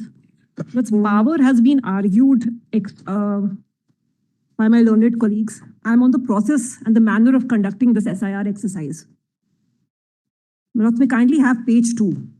Look, as the order of the Election Commission can be assailed on the grounds of malefice and arbitrary exercise of power. The point is, that the SIR in the present format is a hasty exercise and condensed timelines, especially in election year, coupled with Election Commission's resistance to transparency. Prima facie demonstrates malefice and arbitrary exercise of power. So 2 limbs of my argument on malafide exercise of power, Milords. First is haste, and the second is his own conduct. I'll read some portions of my note, Milords. Paragraph 5. Bihar SIR was a mammoth exercise, but the exercise was unplanned, ill-timed, and suffers from serious non-application of mind. No training of BLOs was conducted. The short timeline of 1 month to prepare the draft roll, and there was just 1 month time to file claim in a state that has high migrant population, and rolling out the revision exercise during monsoons when several districts in the state were severely impacted by floods clearly demonstrate that the action was arbitrary and executed without any planning. The Election Commission has, by the new order, Laws 27/2025, now steamrolled the exercise with the same short 30-day timeline to prepare the draft law, which has now been extended by a week in 12 states. And the schedule for the remaining states, Laws, has also been announced. This Honorable Court may take judicial notice of the suicides committed by the BLOs in different states because of the immense pressure on the BLOs to complete this exercise in these unrealistic timeline. FIRs have been registered against BLOs and many of them have been suspended in various states. This is all when the legality of this exercise is being tested in this Honorable Court. Why, Milords, what is the urgency? I fail to understand. 7 is on the scope of judicial review of an order passed by an election commission. I am skipping that. Para 8, Milords. The election commission's undue haste in pushing through an extensive exercise that has serious ramifications on an elector's right to vote, more so in an election year. Bihar was election year, Milords, especially also in West Bengal. Prima facie demonstrates that the order of the election commission is tainted with malefides. It is settled law that there will be presumption of malefides in the event the authority acts with haste. I'm leaving that. Now, Milords, the second limb of my argument on malafide exercise of power is EC's obstinate approach. Now, paragraph 9, in the entire exercise of rule revision, Election Commission's conduct and resistance to transparency has been appalling. My lords will recall, the Election Commission opposed the petitioner's prayers for publishing the list of deleted persons along with reasons for deletion, even opposed our application for extension of time to file claims. Furthermore, this Honorable Court wide 3 orders, 10/7/2025, 14/8/2025, 22/8/2025, directed the Election Commission to accept Aadhaar card. However, in gross contempt of this Honorable Court's order, the EC did not accept Aadhaar card on ground, and in fact, they issued show cause notices to the BLOs who accepted Aadhaar card. It did not end here, Milords. It did not end here. Despite this Honorable Court directing Election Commission to file reply to IA number so-and-so, this was Vrinda ma'am's IA, Milords, that sought disaggregated data in the SIR, the Election Commission till date has not provided the relevant data that was sought in the application. So, Milords, we will never know what actually happened in Bihar SIR and the impact of the SIR on the Bihar electorate. Milords, may kindly see Annexure A. Annexure A that is enclosed with my note. This shows that there is a table that I have enclosed of what information that was sought and what Election Commission provide or did not provide. We specifically, Milords, had issued notice and directed the Election Commission to explain to file the response to this IA, where we had sought out of the 65 lakh people deleted, how many people were back on the roll. Milords, may see the second column, not provided, none of this information was provided. On the next page, also, Milords, not provided. Milords, I ask myself, why this opacity? Election Commission, Milords, ultimately is a constitutional authority. It is accountable to the people of this country and this Honorable Court. So, Milords, my submission, Milords, with regard to my submission is that this exercise is not a bona fide exercise of power. Now, on the second point, which is on deletion, on page 4, Milords will recall that in Bihar, 65 lakh persons were deleted. Now, Milords will recall the people who did not submit their enumeration form, Milords, they were pigeonholed in 3 categories: dead, migrated, or duplicate entries. We do not know what process the Election Commission followed before deleting these people. They had to follow a process before deletion.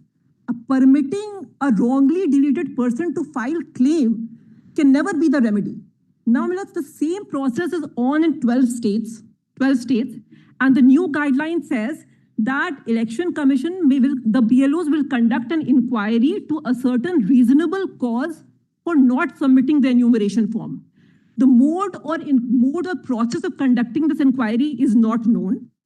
And on 16th, Milords, the draft list will come out for all these states. There will be a high number of deletions also in these states, as we all know. Now, the point is, Milords, that Milords, we kindly have page 4. Page 4.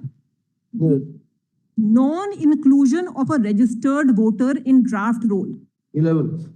Yes, non-inclusion of a registered voter in draft roll on a mere non-submission of an enumeration form is in fact suo motu deletion.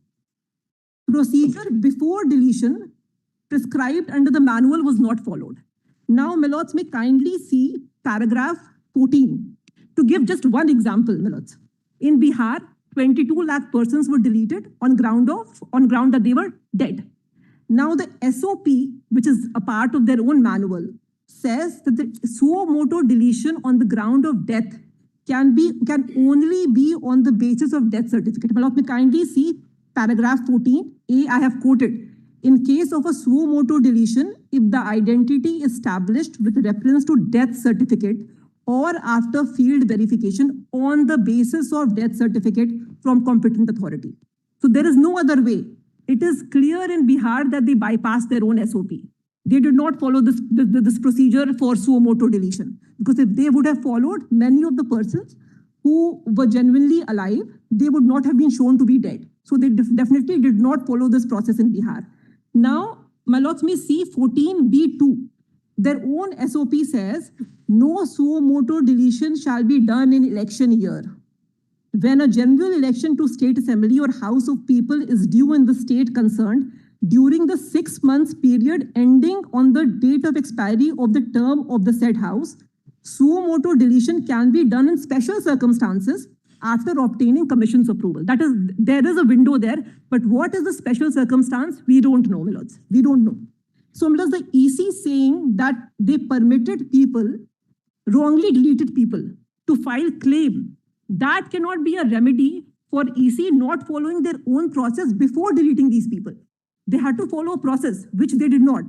Now, it's the same, Milords, for the same, this was for dead persons. There's another process for deletion for migrated and deletion for duplicate entries. I'm not reading that. I've reproduced in my note. Now, let's see. Responsibility to revise electoral load cannot be fastened to the BLAs of political parties. The duty to ensure the purity of electoral roll is primarily with the Election Commission, Milords.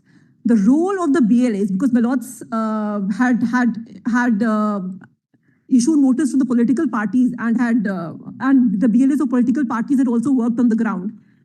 The role of BLAs is facilitative, and the responsibility of the compliance with the safeguards available in the rules and manual to ensure process is not exclusionary and is transparent is only with the Election Commission of India. So even assuming that the BLAs did not perform their duty, it does not absolve the Election Commission of India of its responsibilities under the Act. Now, D, Milords, the fact that there were no appeals filed in the Bihar SIR does not mean that the exercise that the Election Commission of India conducted was flawless. What I'm reading is Milords, paragraph 18. Since the final list was uploaded on the ECI website and not displayed at the panchayat offices or polling booths as required under the manual, many electors who went to cast their vote on the polling day, they came to know that the names were deleted from the electoral roll. Now, the EC cannot now claim that the exercise was flawless and no eligible voter was left out as no formal appeal was filed. It is submitted that the appeal were not filed mainly because of the lack of awareness amongst the voters that the names were not in the final roll. The final list was not published or displayed at the panchayat office. In almost all cases, no orders were passed to the claims filed by them, and since no acknowledgement was given to their claims, they had no proof that they had submitted their claims to the BLOs. Connected to this was, Milords, is the argument on EC's obstinacy to transparency. Now, this takes me to F, the alternate prayers and guidelines. Now, this is without prejudice, Milords, to the arguments on legality already made. And in addition to Mr. Prashant Bhushan's prayer on deduplication software and social audit, these are based on learnings from Bihar SIR. Now, I have these suggestions. These suggestions are for different phases. And within brackets, I have mentioned the corresponding rule or the provision in the manual. I'll just take my laws to only certain portions which I think is crucial for today's hearing. Let's offer preparation of draft roll. One is acknowledgement. Two, Milots will see, is facilitating the filing and submission of enumeration form on e-Seva Kendra so that the migrant laborers can submit their forms within time. 3 and 4 is enrollment of prisoners in jail observation homes, all of that to ensure that the exercise is inclusive. This is all coming from their own manual. 5 is very crucial. This is on the process to be followed before deletion. Then Milots will leave 6 and 7.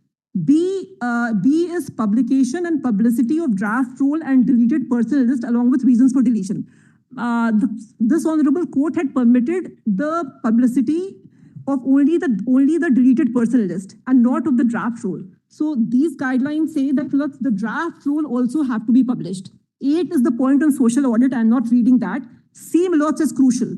Paragraph 10.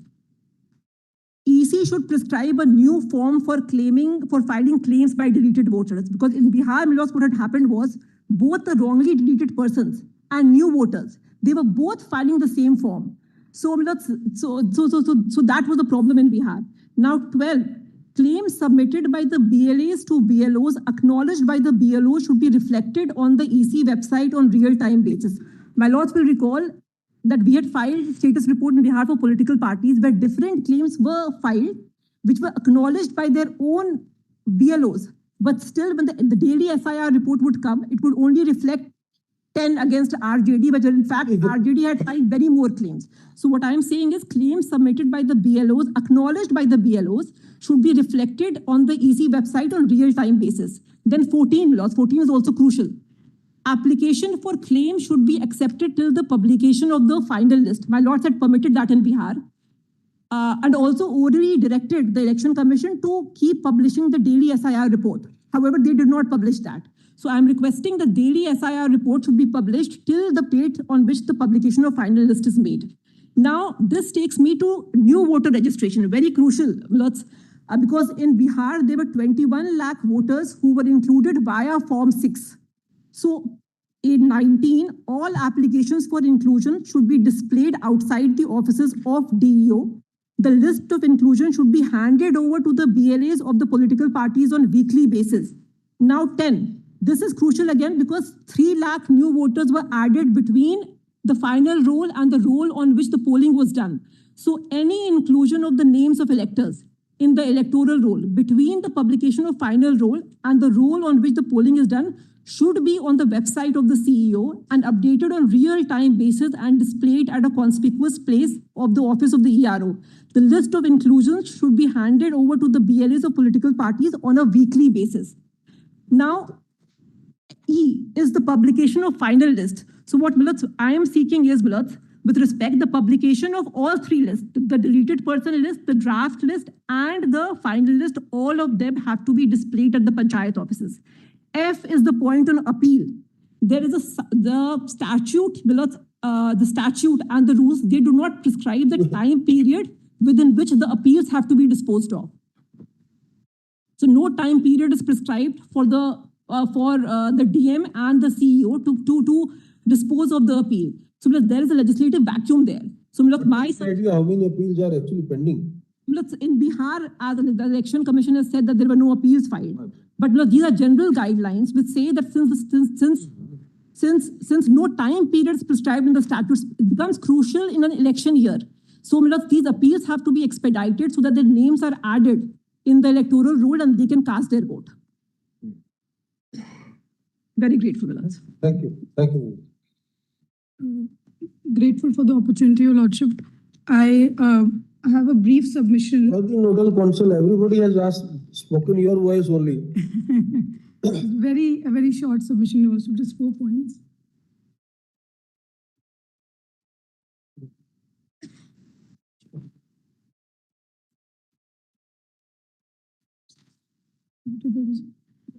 Your Lordship, apart from the arguments on unconstitutionality and the SIR order being ultra vires, the RP Act, ARIA rules, etc., my submission is prima facie, the SIR order is illegal also on the ground that there have been no application of mind, no reasonable application of mind, no deliberation, and no meaningful consultation that has been brought forth. Your Lordship has seen Section 21(3) threadbare. 21(3) clearly requires the Election Commission to record the reasons for any special revision, under which this revision has admittedly been ordered. So there had to be some inquiry, some assessment, some deliberation. ECI in its counter affidavit, Your Lordship, at para 20, I won't take you through that. It is quoted, stated that upon an independent appraisal of the matter, the Commission was of the considered view that the absence of any intensive revision for nearly 2 decades necessitated a more rigorous and foundational exercise. It was in this backdrop that the Commission concluded that a nation-wide intensive revision of electoral rolls was long overdue. Of course, the reason given in the order, that is at para 7, was also that rapid urbanization and mass migration. So with regard to this independent appraisal, several RTIs were filed, Your Lordship. I have a 13-page compilation. It's very short. It has certain RTI replies also, wherein certain individuals had filed, including media people, including transparency activists. Do you think we should rely upon these reports? They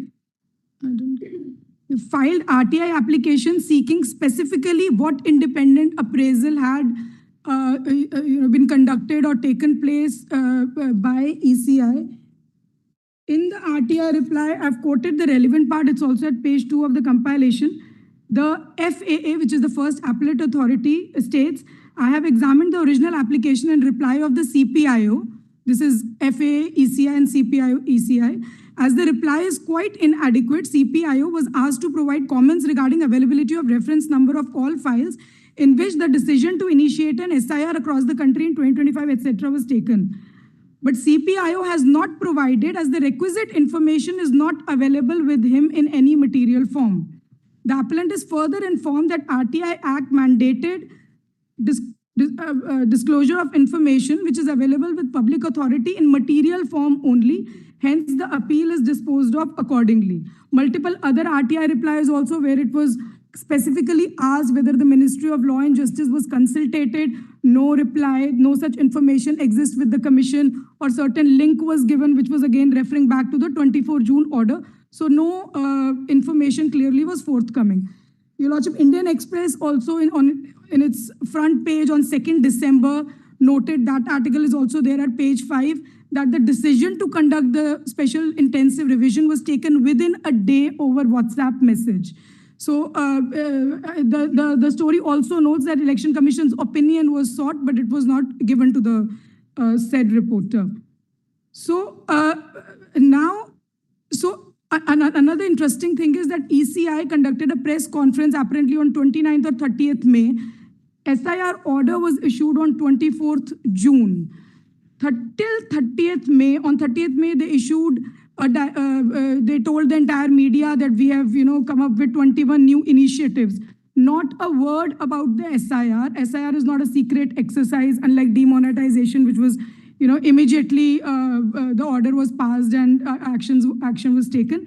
About SIR till 30th of May, not a whisper, not a word about the SIR, about the imminent SIR exercise at that time. This also points that there was no prior deliberation as such before issuance of the order. In this regard, I would also like to draw your attention towards the demonetization case, where while reserving judgment, the Constitution bench had asked for record from the central government as well as the RBI with regard to what deliberation took place when demonetization order was issued.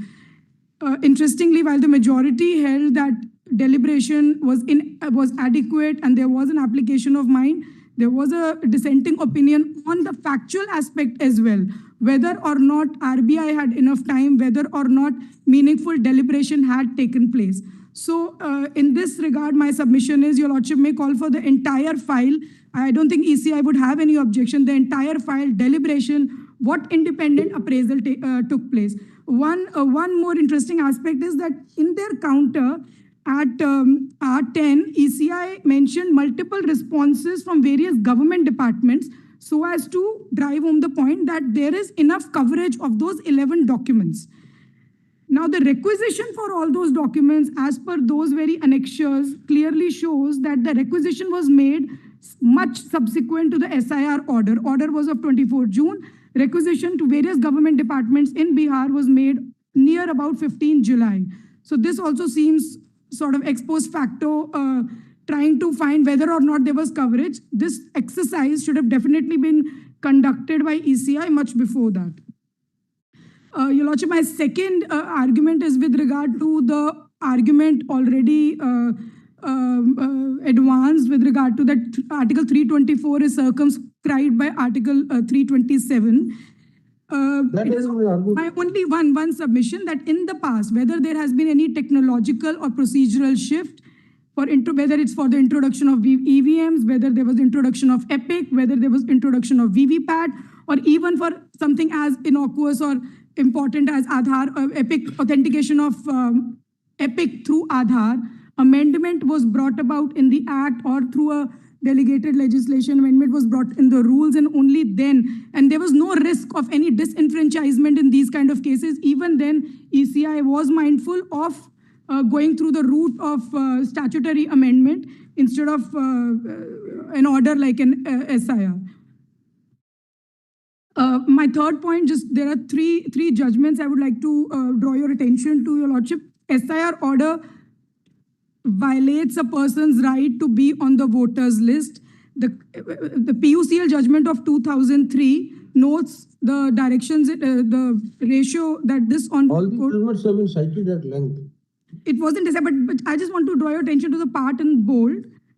Though the initial right cannot be placed on the pedestal of a fundamental right, but at the stage when the voter goes to polling booth and casts his vote, his freedom to express arises. The casting of vote in favor of one or the other candidate tantamounts to expression of his opinion and preference, and that final stage in the exercise of voting right marks the accomplishment of freedom of expression of a voter. That is where Article 19(1)(a) is attracted. So my freedom of voting as distinct from right to vote is the species of freedom of expression and therefore carries with it the auxiliary and complementary rights, such as right to secure information, so and so. So my submission is the right to cast a vote presupposes and includes a right to be in the voter list, especially when I've been there, when I'm in the list. Obviously, Lal Babu Hussain also says the same. Your Lordship, in the Constitution Bench judgment in about Section 6A in Re Citizenship Act 1955, the issue of en masse removal of the entire block of people, that was also addressed. So if I may just read one sentence, the crucial question that arises is the nature of right conferred by Article 326, particularly whether it allows the petitioners to seek an en masse removal of entire block of people based upon generalized assertions surrounding their impact on another group of citizens and their voting rights. We cannot answer this in the affirmative, not only because allowing such a plea would militate against the spirit of Article 326 and the centuries-old struggle for enfranchisement that it embodies, but also because the language of Article 326 unambiguously devolves the power to set out the mechanism for excluding people from the voter list to the legislature. If there is an inclusion of ineligible migrants in the voter list, persons aggrieved are free to invoke the existing provisions under the Representation of Peoples Act of 1950 and 1951 to seek removal of such individual voters from the voter list. So this also supplements the same argument. One more point, in Anup Baranwal versus Union of India Constitution Bench, dissenting opinion of Justice Rastogi took into account just one para 402. Now that we have held the right to vote is not, I just want to point out the last sentence actually, as it is a question of constitutional as well as fundamental rights, this court needs to ensure that working of the Election Commission of India under Article 324 facilitates the protection of people's voting rights. What has happened in SIR is the exact opposite of that. Of course, here the issue was appointment of ECs, but the argument remains. My last point, Your Lordship, is with regard to the existing voter list. When we read Lal Babu Hussain, Indrajit Barua Constitution Bench Judgment 2003 guidelines, as well as the proviso to 21.3 and 21.2 we come to a conclusion that the existing voter list has been given a certain sanctity, has been given a certain value, which the SIR order just tosses out all the existing voter list, all the preceding, it tosses out and takes us back to decades-old role when there is no cogent, without giving any cogent reason for the same. Thank you. So, Thank you. grateful, Thank you. Your Lordship, grateful. Yes, Madam Rashmi. Please, my lords, I'll only take 2 minutes. Just handing over a note.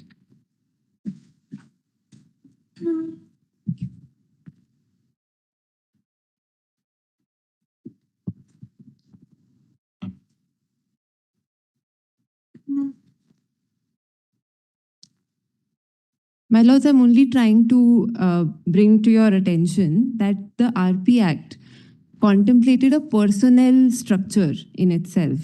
So I have highlighted the relevant provisions. I'm not going to take you through each and every provision, only the relevant ones.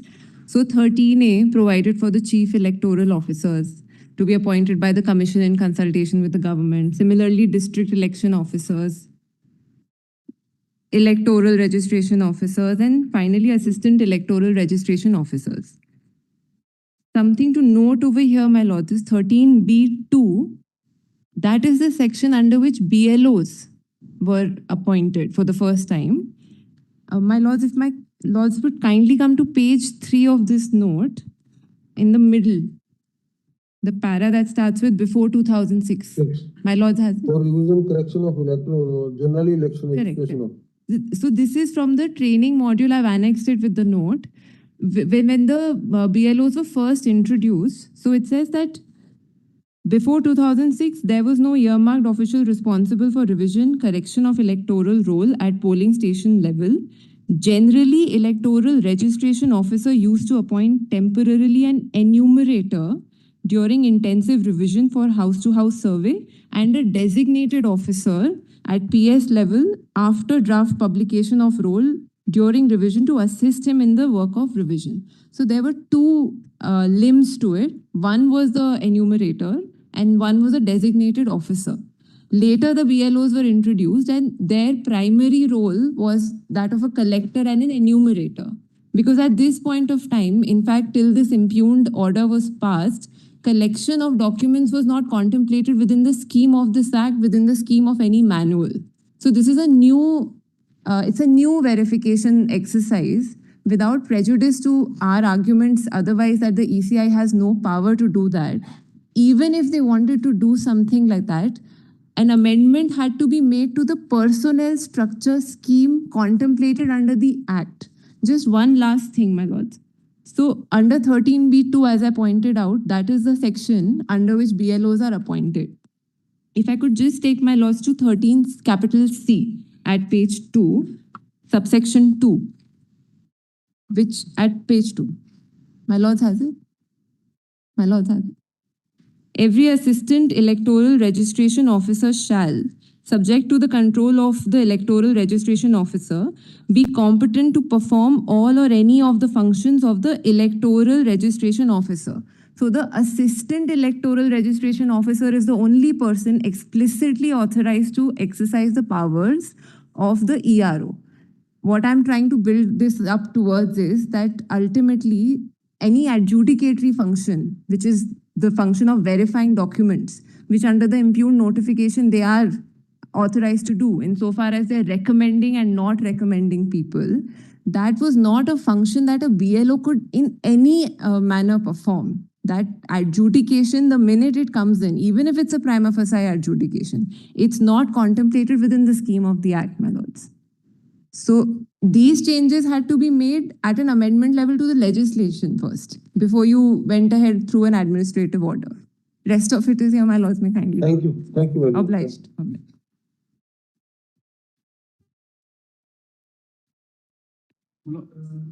Which time you need? I said 15 to 17 minutes, and I was only thinking minutes. Your lordships have been so kind to the youngest members of the bar. So senior citizen lawyers should be considerate to the bench, and maybe we start. All said and done, at the end of the day, they need to be groomed. And ultimately, they are your substitutes in future. Please, sir. So we've been admiring minutes that your lordship has heard everyone. If your lordships prefer minutes, I can start. We'll take up day after. Day after? Tomorrow we have that army matter parted, three judgments. Day after. Then we continue with With submission where Tamil Nadu, your lordship's equity jurisdiction, not on merit. we will take up all cases one by one. Reason I'm saying it, the cutoff is day after tomorrow. The tribal areas in Tamil Nadu, my lord, there are about 10 districts which are hilly areas with a large population running into several lakhs, largely who are, my lords, migrant labor. They are the ones who are bearing the brunt now. Therefore, my lords, the election commission. Like this, these young advocates, they have picked up, they chose to find out some new grounds and new regions to address. Likewise, you whatever distinct facts or situations in Tamil Nadu or in any other state, you can always point out. We're praying, my lords, that the ECI now consider, my lords, a suitable extension and deployment of extra, my lords, officers in those areas. Because that cutoff is day after tomorrow. I'm making this as a non-adversarial request, my lords, for the hilly areas of Tamil Nadu. Because firstly, my lords, the cyclone has 99.27 forms have already been digitized in Tamil Nadu. See, you also, every time your mechanical answer should not be that you have distributed this much form, this much have been digitized. These are all practical difficulties somebody is pointing out. Take into the right spirit. If in the hilly area or some different difficult terrains, if there is sufficient manpower in the sense of your BLOs is not available, ask the state to provide additional. My lords, I'll take questions, but with respect, if 99.27 forms have been digitized, that means the BLOs have been able to reach these areas and supplied the forms, received the forms back, and have now uploaded these forms. This is the daily bulletin that has been officially released by the ECI. 57 lakhs people have to give their document. They must base this on affidavit and say. Publication. Now 57 lakh people have to give their document. Yes, somebody has pointed out and get the information. It's not necessary that every time you cyclo-style answer that 99%, 97%, you will always figure about that 90s to 99. Just find out, somebody is pointing out, that might be in your interest. 317, my lords, if they could take notice on 317 and. You give them some, you collect the information. Lordships. You collect the information about the particular area and then say confined or with specific to that area only. Get the information there. We will get back to you. And also in the Bihar SIR, the petitioners. तो बिहार चल रहा है भैया, बिहार ही चल रहा है अभी तक. सुन लेंगे आपको भी. So great. Unnecessary बीच में you have a bit of raising some figures. Come on day after. But Mr. Raju Ramchandran is just starting. First let the senior counsel finish. Then we will hear everyone. Have you said no to anyone? Then you give those particulars of your areas which you are pointing out to the Election Commission Council so that they can have instruction there. May kindly record the IM notes? No, we are not recording anything. Please tell them. I'll give it to my friend, 317. If you have any idea, we can mention it. Yes, Lords, it is 317 of 25. So have instruction that. Great. That's by the petition.